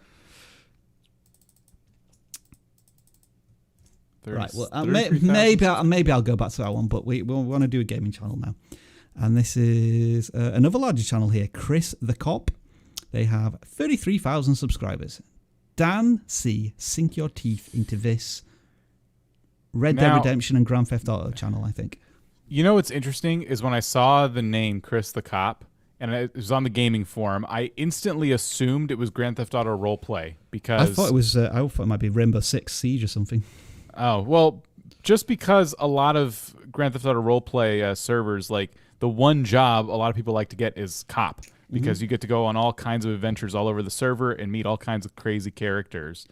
So, though, if this is the case, if you are in fact doing Grand Theft Auto Roleplay, the very first bit of advice is, are you putting GTA Roleplay or the word roleplay in any of the titles of these videos or live streams? And I'm not seeing it so far. Currently going with, I think, the fact that his profession maybe is actually a real police officer playing Grand Theft Auto 5. I wonder if, again, this is one channel. This is a channel that's had one or two videos take. Oh no. Hang on. Are these the most popular videos? That's interesting and a bit strange. Real Cop Plays. Okay, so you're right. I'm just looking at the subscriber count versus a view count. Yeah. Unless maybe you've unlisted some videos. There's strange subscriber counts going on here. Or YouTube's not showing us all of your videos. Anyway, let's go back to the most recent ones. So if they're just a real cop playing Grand Theft Auto, that happens to be your game of choice, my next question would be, have you considered doing Grand Theft Auto Roleplay? Because it's very, very popular. I don't know how it's doing these days. A couple years back, it was extremely popular, and it was dominating on Twitch. GTA Roleplay, there you go. Let's see how it's doing these days. 2 weeks ago. Selling stolen cars, trolling cops. See, and here's a police officer character, chasing people down. Someone's live right now. So I don't know if they're exploring the Grand Theft Auto roleplay space, but this is definitely a niche within a niche, and a popular one at that. So how might you do that then? Like GTA roleplay, real cop plays as a criminal, or like some strange, funny contrasts in playing the game. Yeah, something like Real Cop plays Grand Theft Auto roleplay as a cop or as a robber or something to that effect. Yeah, and they may these videos might even be role play, or it might simply be them just going through the story. Everyone's kind of gone through who plays Grand Theft Auto on YouTube. They've all gone through the story before. The game's very old now, so the trending stuff is happening in the multiplayer space, and that could be one direction go in. I would say that you're playing multiple games. Red Dead and Grand Theft Auto are so similar for so many reasons that maybe that's not a tough jump, especially as primarily a live streaming channel. I think but other than that, Red Dead performs a little better as well. I would suggest it is newer. Well, they're both Rockstar games. Yeah, well, they're both basically the same game except a different time period. Well, that's essentially. No, hang on, they're not the same game. Red Dead Redemption 2 is boring and rubbish. I just want to put that on record. Oh man, I love that game. Sorry. Anyhow, it's important to try and niche down, and it looks like your choice tends to be these first-person shooter style games. And while that's cool, I think even for streaming channels, it's important to niche down because Twitch and YouTube have different superpowers. On YouTube, you get the opportunity to make searchable videos, video on demand content. And you can use that to then bolster your next live stream because you've given people some tips and tricks, and then you go live later that week, and hopefully some of those new subscribers come check you out live. On Twitch, you have a little more flexibility with what you do, but in order to get discovered, you need to stream for 4 hours, 8 hours, 12 hours at a time because it's all about how long you're live on Twitch, whereas on YouTube, it's all about the focus of your channel. We've focused almost entirely here on the channel itself and the content they create. Will we all agree that the thumbnails need work in that text heavy? There's not enough of a thumbnail painting a possible picture in many of these. Yep. Yeah, there's a lot of text, and the biggest takeaway is it's somebody who is a cop or a retired police officer playing games. But I don't really. There's so much text in some of these. I don't know what's going on. Sometimes the title and the text in the thumbnail, it looks like, are very similar. Jeff, I'm sorry. I didn't mean to step on you there. It sounded like you were going to say something. Oh, no. I was going to agree. I was going to say that they're really text heavy, so I would really reduce that.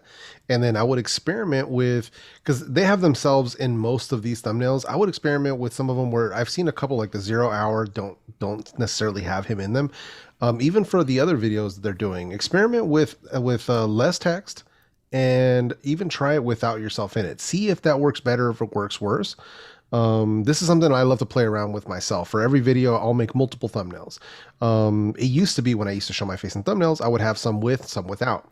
Now what I'm doing is doing some with text, some without, some in colors, some in black and white. So I'll kind of play with it to see sort of what's going to get me the better click-through rate. So I would say try that out, but definitely less busy is gonna work in your favor. When the creator is in a thumbnail as well, it doesn't really add anything to the theme or the feel of the content. It's like a blank stare at the camera. And when you're saying you're a real cop, I don't know if this sounds ridiculous, but maybe it is an idea to role play yourself, get dressed up in a police uniform, holding a controller to give that more of that emphasis of what you're trying to tell us in the title a little bit, because we only get the idea of a real cop playing something from the title, and I think visually that would have much more of an impact. But that is Chris the Cop there with their channel. I'm going to be nice. I'm going to be generous. Let's audit this Russian, I believe, fitness channel, even if I did submit to the wrong channel, but just because we like a challenge, because none of us speak Russian. Where is Alexei? We need his help. Well, as we all know, he disappeared during WrestleMania along with the Fiend. He did. Yeah, that is true. I think what I will say about this channel is that with 300 subscribers that they have, the view counts are very healthy, and they seem to be. They have a good core audience. Forgive the pun, core. And each of the thumbnails do what I like to explain as trying to somehow take an image of motion in a static thumbnail, in that you're in the body pose of presumably the fitness routine that you're doing on that particular day. I think the text could have more of an impact. If you are going to include the text in there, then make it contrast a bit better with the foreground and the background, for example. Just because of the way this hallway is lighted and the color of that text, it kind of disappears. There might be a little bit too much text, but at the same time, for different languages, we know that more text can be you can be forgiven a little bit more, especially in Indian channels. But yeah, I mean, for a channel that's only a month old, the consistency here is fantastic. So maybe they have identified a niche within Russian fitness, but there's just not that many channels out there. Sorry, I said a lot there, so please, the three amigos, do chime in if you have anything to add. Well, to the aspect of thumbnails, just to jump on that, it seems like they're putting the time into all of them, 23 minutes, 29 minutes, 27 minutes. I mean, that seems unnecessary, especially if you're going to put it in your title, you're putting in your thumbnail, on the thumbnail itself, it shows the time. So you may be going a little bit overboard on repeating that aspect of it. It can definitely be important on some of these, but it's not like it's, a 5-minute workout. That's exactly, more important than say 29 minutes, which is just sort of a standard workout. Yeah. No, and it's something where thumbnail research really comes into play here, because there's been a few channels that I've worked with, a few of our customers who have been in either yoga, fitness, this sort of thing. One thing that I will recommend, they are too far away in this thumbnail. They are very small in the middle of the thumbnail, where I would have it pulled in a lot tighter. Yeah. Even if it cuts off a slight bit, you want to have yourself very large. If you look at the fitness niche as a whole, this is what you'll see is actually getting clicks. And not only that, having yourself bigger in the thumbnail, but less text. Stacked, less is more, 3 words max. And that's what you'll see for that sort of stuff. Like if you look up a 10-minute workout or 10-minute yoga, there we go. You'll see sort of what I'm referring to, where it really is pulled right in on them. And so something sort of similar to this, like even where you see these guys, they're bigger in the thumbnail and huge bold text, stuff that'll just get your attention. If you're going to do minutes, do it increments, 5, 10, 15, 30, whatever it might be. But 27 is super random. Like who's really searching for a 17-minute workout? Like, you know what I mean? Yeah. So let's be serious here. But this is something that could definitely help if you're in this niche. Pay attention to what your niche neighbors are doing, to what your competitors might be doing, and make yourself bigger in the thumbnail and use less text, big and bold. Just saw good example. Did Jeff just coin a term there, niche neighbors? I really like that. I did not. I actually got that term from my friend Shelly. I saw a really good one then, and I just I've lost it now. So I was thinking maybe you can't sell the time factor, because I think a lot of these videos are 5 or 10 minutes. A different approach might be the ultimate workout.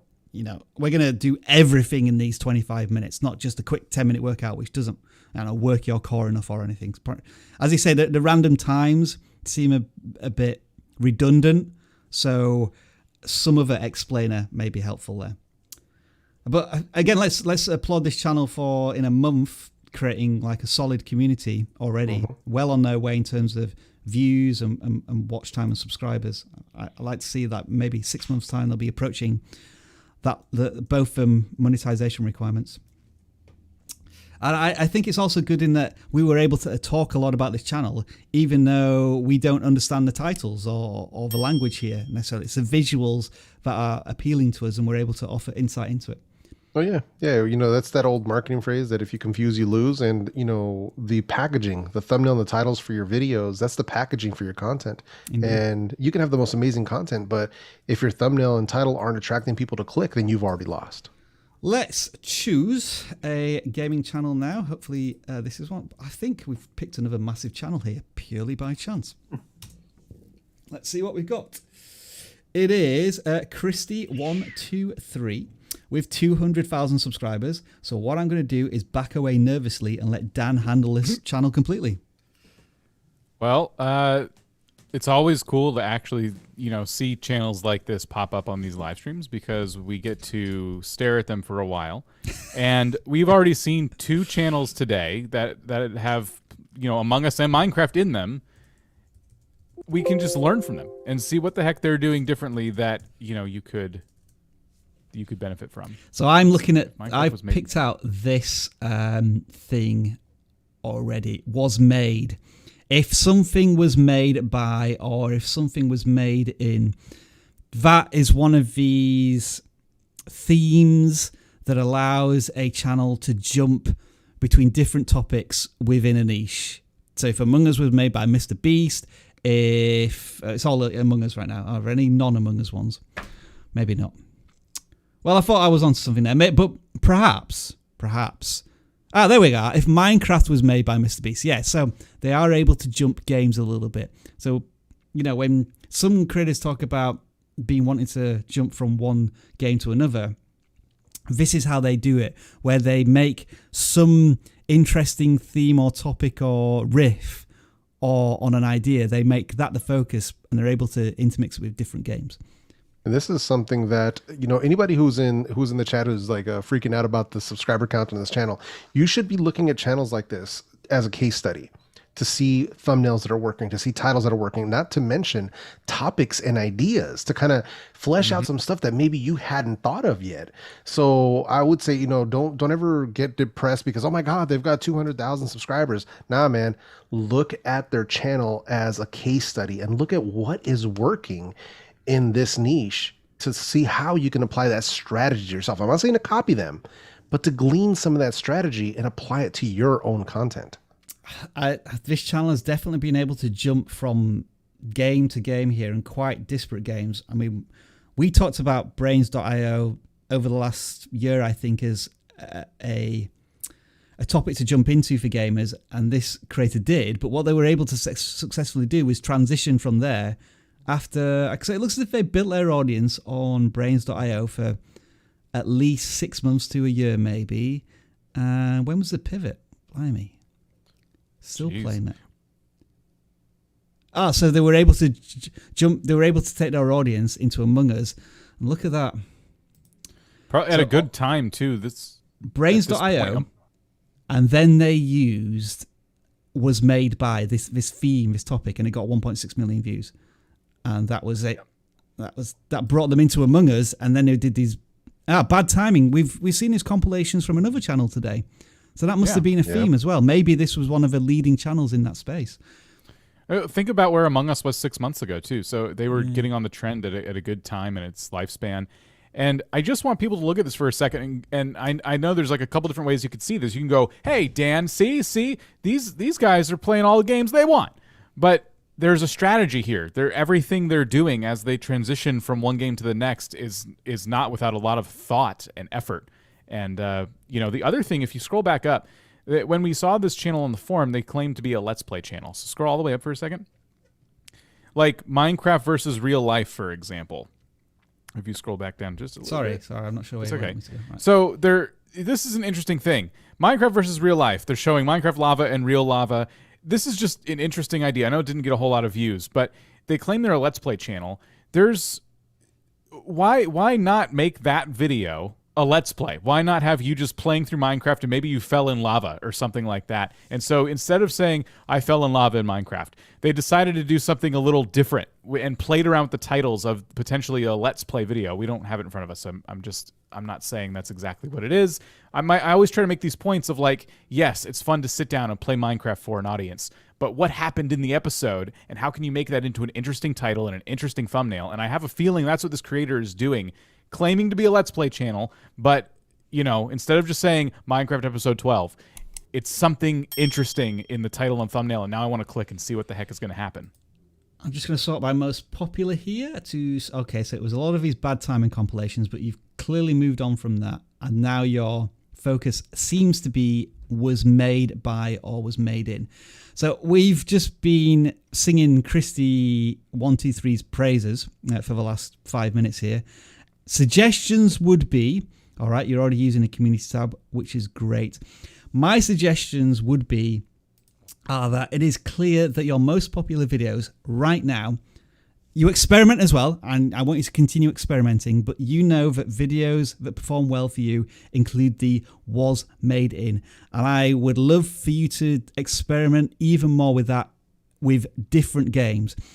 So essentially your title, your video idea is blank was made in or by blank. Now, what would be a natural transition here, Dan, maybe for Among Us? Where do you reckon they could go? I wasn't even thinking about Among Us. I was thinking about the next game. Yeah. What is the next game that people are moving on to after Among Us, do you think? Oh, I don't know, but that's the trouble, right? Like, how does anyone supposed to know? But once we see it, we'll know, and you're going to want to play it on your channel. And now you can say, okay, how can I bridge this gap? And they'll probably do just that. If blank new game, whatever it is, if new game was made by Mr. Beast, EA, Nintendo, whatever, someone outrageous that wouldn't normally make a game like that. That's why it's clickable. That's why it's funny. The final thing I would say about this channel is this is one of these moments where we're looking at the surface level of a channel, but there is certainly a reason why this channel is being able to transition from Brains.io to Minecraft to Among Us, and it's likely in the content and how their individual personality, style, and format brings a uniqueness that only they can deliver, which means that viewers continue to return to their content. So as Jeff was saying, this is a great case study. Don't just look at the channel. You'll need to look at some of their more popular videos to understand why people choose this channel over, I think, a channel that we looked at earlier, which had bad timing compilations as well. Well, and also there's scroll down just a little bit more. Go ahead. I know you're trying to wrap up there, but I just noticed there's an Among Us Minecraft mod video. That's another nice bridge gap there because Minecraft supports a lot of mods. And also, I wanted to challenge everybody to go to your favorite gaming YouTuber. If you're a gaming channel, go to your favorite gaming YouTuber, scroll down to the very beginning of time, and figure out what they were doing when they started their channels. Because it's easy to look at channels like this and go, that's it. I'm going to play as many games as I want. I'm going to make videos like this person. They're successful. I want to be successful. I want to follow along on that journey. They stuck to one niche for a very long time and grew an audience. And you'll notice if you go back and pick just your favorite gaming YouTubers, a lot of them did the same thing. And then they slowly branched out over time. I'd say there's at least 100 videos on Brains.io here before they transitioned to something else 6 months ago. Good example of a channel for us to kind of not necessarily audit, but use it as a good template for many gaming channels. Let's choose another non-gaming channel, I think, here. Also, you may have noticed here that we've not done memes of the week or the tweets, because we're just sticking to the random channels from the phone. It's kind of a choice I've taken because I forgot to do a tweet earlier on. But there we are. Varam Sunathi. I hope I pronounce your name somehow right. Oh, it's a music channel. I need to go to my document. Somebody else start talking, and I'm going to. Well, we have a real theme going on with this live stream. It's either giant creators with a ton of subscribers or creators whose names we cannot possibly pronounce in a million years. Yeah, and well, that's the theme. If you're one of those two channels, you got a good chance of being picked today. That's on us, by the way. That's our fault. Right then, so we've behind the scenes we've been talking about music channels and how we can help these channels. Jeff, what do you remember? He's muted. Jeff, you're muted. Yeah, got it. No, it's seriously broken. Yeah. No, the music channels are always a bit on the rougher side for a lot of us, especially if you're not a musician yourself. But strategy-wise, I'm not sure where to go with this one because I'm not sure exactly what it is that we're doing here. We're doing covers, correct? It looks like it, yeah. I can see Coldplay, of course, as a short cover, YouTube Shorts cover there. Yeah. So one of the things that I saw that was really interesting, an interesting pattern with a customer that I had worked with, was they were doing drum covers, and they were doing okay. It's an older gentleman. He was doing a lot of classic rock stuff that he was really into, but it wasn't really picking up. So one of the things that we talked about by looking at most viewed, we were looking at what was hot as far as cover songs was concerned. And then he started looking at that, but he also started looking at what was trending on YouTube Music. And he started leaning into stuff that was way outside of his range. So he was doing classic rock, right? Eagles and stuff of that nature. But then he started doing drum covers for popular music, like stuff that's just coming out with a ton of traffic around it. So like K-pop or the latest hip hop or whatever it might have been. And he was doing drum covers for these songs. Views were through the roof because the traffic is already there. So he just kind of turned, and that's not all he's doing. He's still doing the stuff that he's into. But, if he's going to do 5 covers a week, then 2 of those covers or 3 of those covers are going to be popular songs that are trending on YouTube right now, because why not lean into the wave of traffic that's already there? So that's something to think about. If you're going to be doing cover songs, why not take advantage of making a cover of songs that are already getting a ton of traffic? I think the other thing that I remember being mentioned was that you should also try to include the genre of the music in the cover. So, for example, Coldplay Fix You short cover. What would that be an example of a genre? Would it be pop rock? I don't know, my music knowledge is terrible. I don't know how you would define Coldplay, even though my fiancé is the biggest fan of Coldplay. For example, lo-fi, chill might be a topic or a keyword. Remembering to include that in your titles gives you more search intent as well. Dan, Yes. can you remember anything? Uh, No, we're just even- giving general music suggestions here, but we'll look at the channel a little bit in a second. Well, the only thing I'm fixated on right now, because I remember a few things, but you guys kind of took the words out of my mouth. One thing I'm fixated on is that they've already done a cover of a BTS song, and that has more views than anything else I'm looking at here. And There you go. Good spot. That to me speaks right to the heart of what Jeff was just saying, which is you want to cover music that is currently trending. Even if it's a little outside your range, you might have to get creative. You might have to explore a little bit of music you would normally listen to if that's the case. But that tip right there of using YouTube music itself to figure out what's trending is genius. And I think you already had a taste of that with this BTS cover you did. Now, maybe what they can do here, because that is a short, they could I basically didn't do the notice that. long form version of that. And again, maybe it's a titling structure. It is Moon, Jin of BTS, K-pop cover. Might be an idea of getting all of those keywords implemented into the content. Okay. Oh, sorry, I thought you were just agreeing there, Jeff, right? Yeah. It's like it's the same kind of a strategy of what a lot of reaction channels do. So there's no reason why a cover can't do the same kind of strategy of some of the music reaction channels, and sort of building on the traffic that's already there. Like, why not? And then I think a final suggestion was don't be afraid to combine music into one video so that you have maybe 4 or 5 different tracks of the same genre or maybe the same artist. And that creates somewhat of a mini playlist within a video.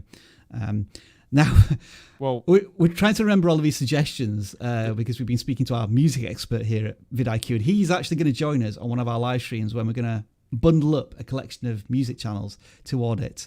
We'll talk about the channel in a second, but Dan, I think you wanted to just mention one more thing, was it?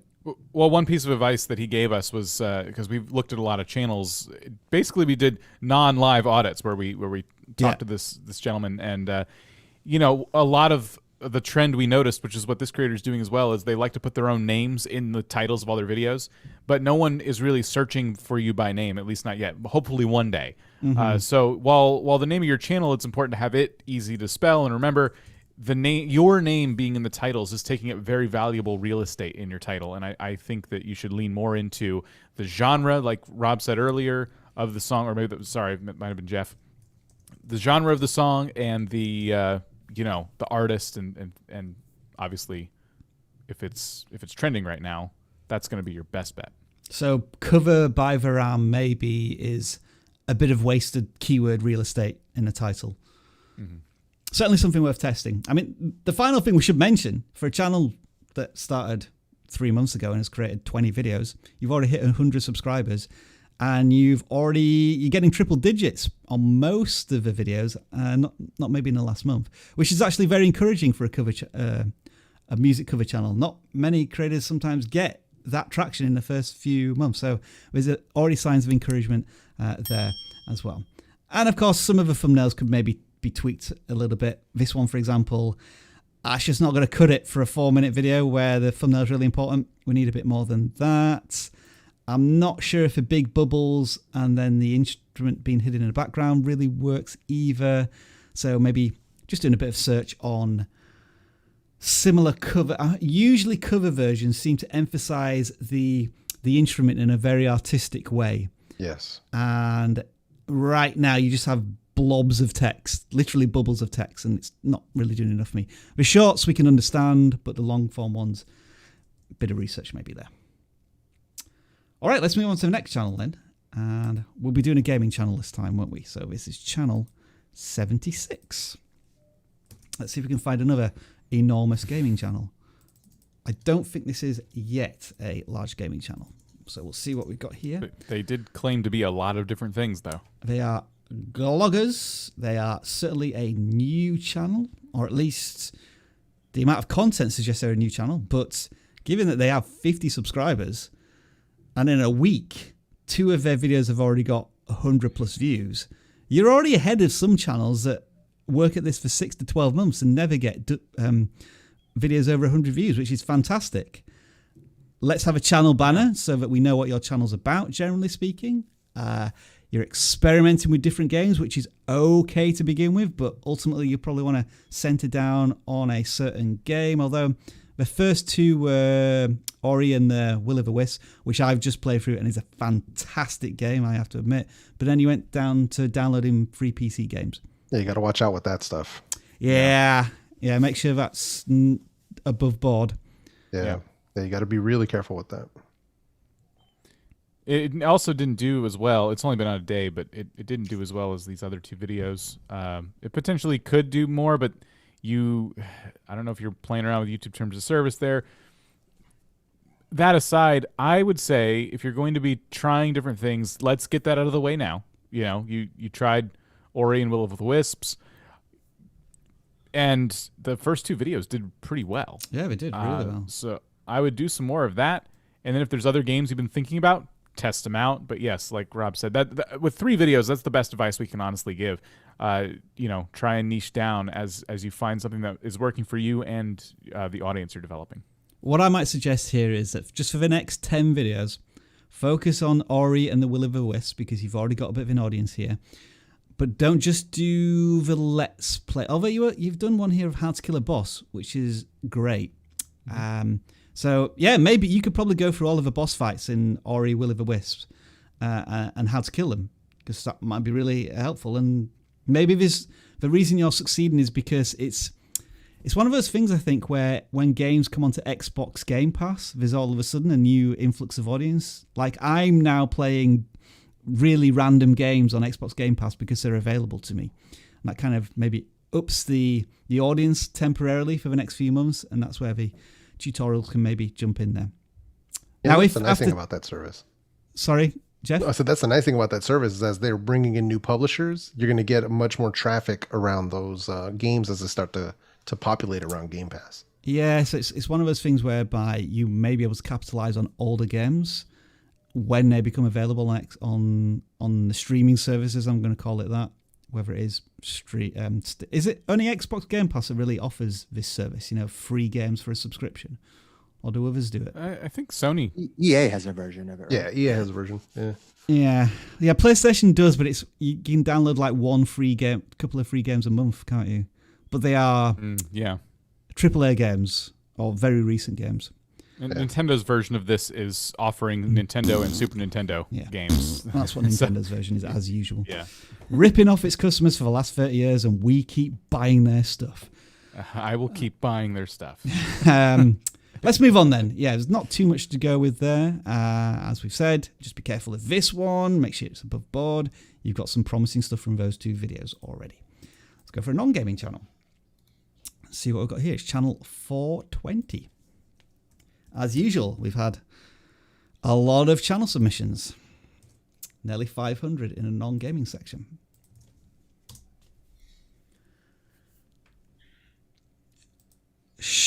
World by Shadil, I think. I'm going to guess, and I'm correct that this is I think a foreign language channel. Although the titles are getting mixed up a little bit here, so maybe English is a strong second language in your country. This is one where we're going to try and work out visually what the channel is about. I don't know what Infomatic means. Am I just being really silly? Yeah, no, maybe it's a bad translation. Yeah. Yeah, I'm not really sure exactly what's happening here because it's... I'm not... Maybe they're not sure what their channel's about. That might be what's going on here as well. Maybe they're trying some different stuff because I see an unboxing for a JBL speaker, but the other videos, it looks like there's like maybe a KineMaster tutorial, and then an inspiring story of Neymar, and then UAE to Mars. So this is very all over the place. Maybe that's what's happening is that they kind of haven't figured out exactly what they want to talk about, or they're trying to talk about everything. Yeah. But I would definitely suggest trying to look at kind of what worked better for you here and start trying to lean into that a little bit more to really start building up your audience. Yeah, given the number of videos I've published in the last 3 months, again, there's some encouraging numbers here, close to 50 subscribers. Each video has more views than subscribers, which again is very encouraging. So maybe in your language and audience, people are underserved in all sorts of different types of content. But I think we would all agree in that whatever you're most passionate about in each of these topics, focus on that to begin with, just to build out some content and more content, because you've only published 3 videos in the last 2 months. So there's a lack of consistency there as well. I did see in the description that you said if a videos are late, it means you have school exams. So at least you're being honest in the description there. Any final thoughts other than lots and lots and lots and lots and lots of unreadable text in the thumbnails? A bit more consistency. If we can bump that up to, once per week and start really kind of helping the channel grow itself, because, it's like 3 weeks ago and then 2 months ago, it's, so I'm not sure what's going on there, but definitely would want to work on that consistency as well. This channel has a perfect likes to dislikes ratio so far. Look at that. 100% on everything. Nicely done. Let's pick another gaming channel. And this channel is going to be 297. And it is called Docky Darth. Let's go with Docky Darth. Well, they have some pretty interesting, colourful thumbnails. Oh yeah, look at that. Let's see what we got here.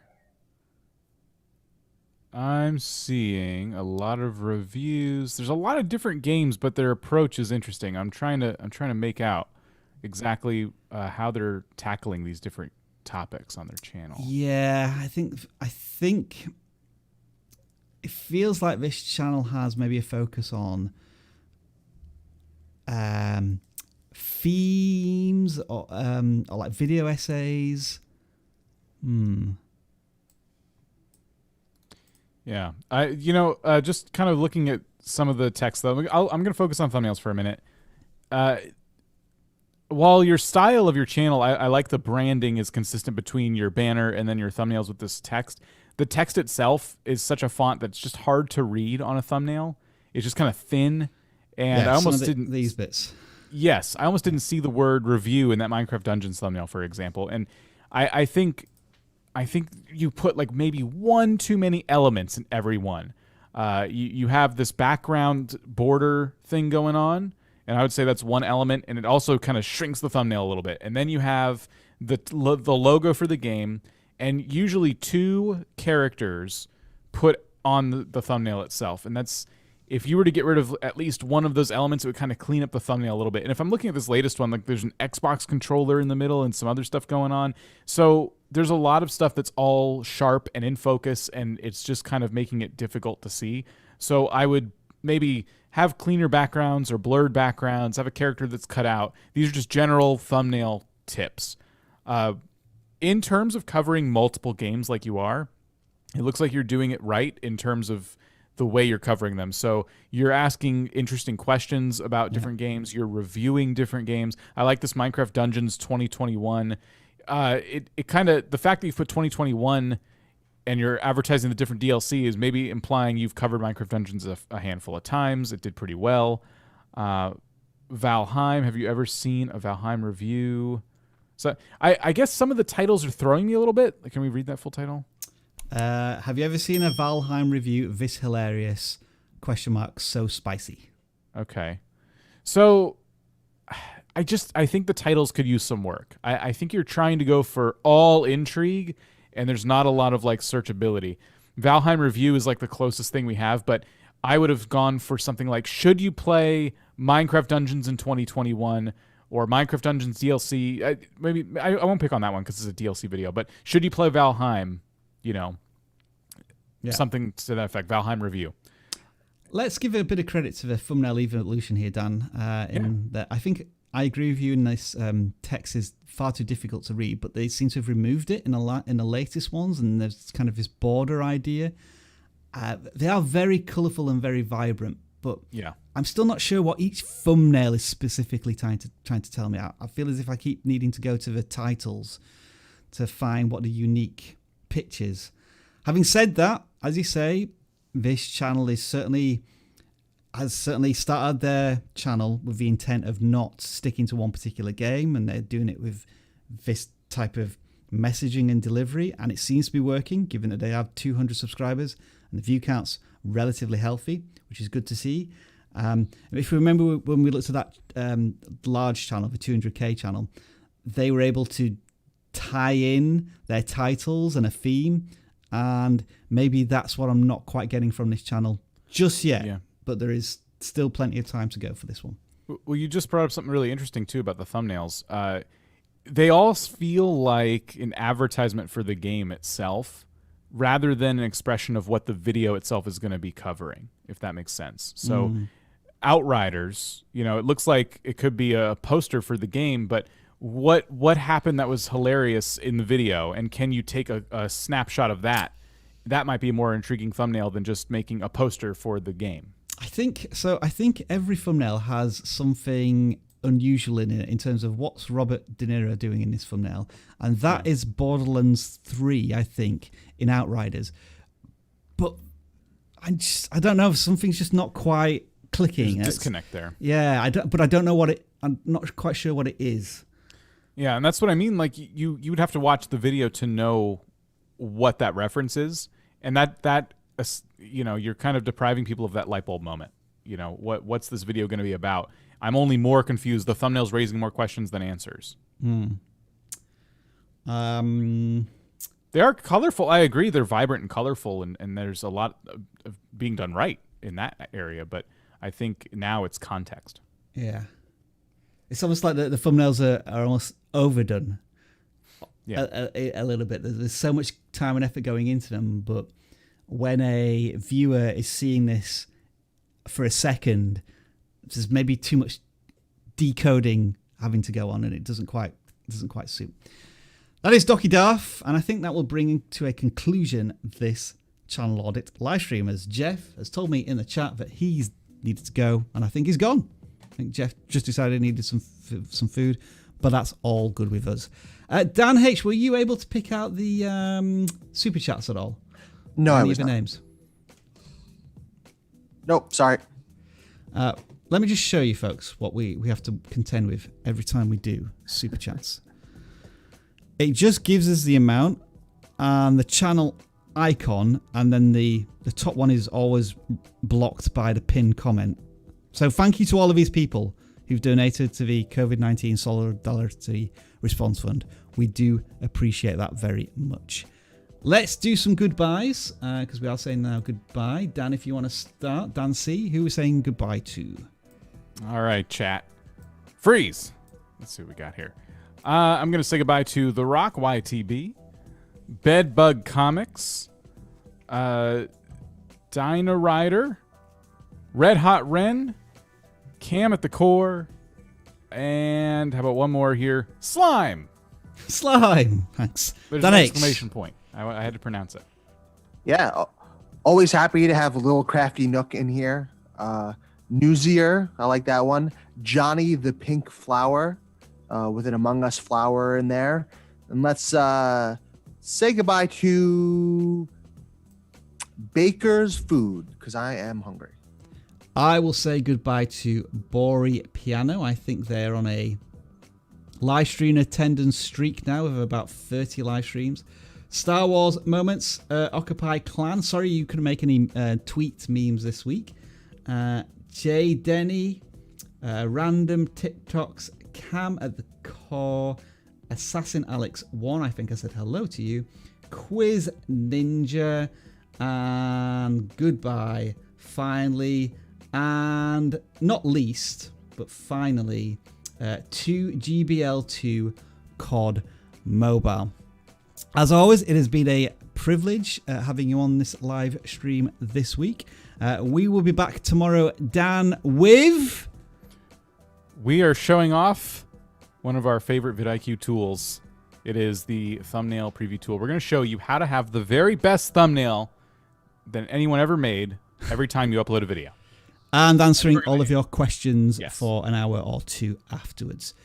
If you're watching the VidIQ live stream, don't forget you have the 30-day free trial in the description. Otherwise, this is the outro. We'll see you tomorrow. Bye for now.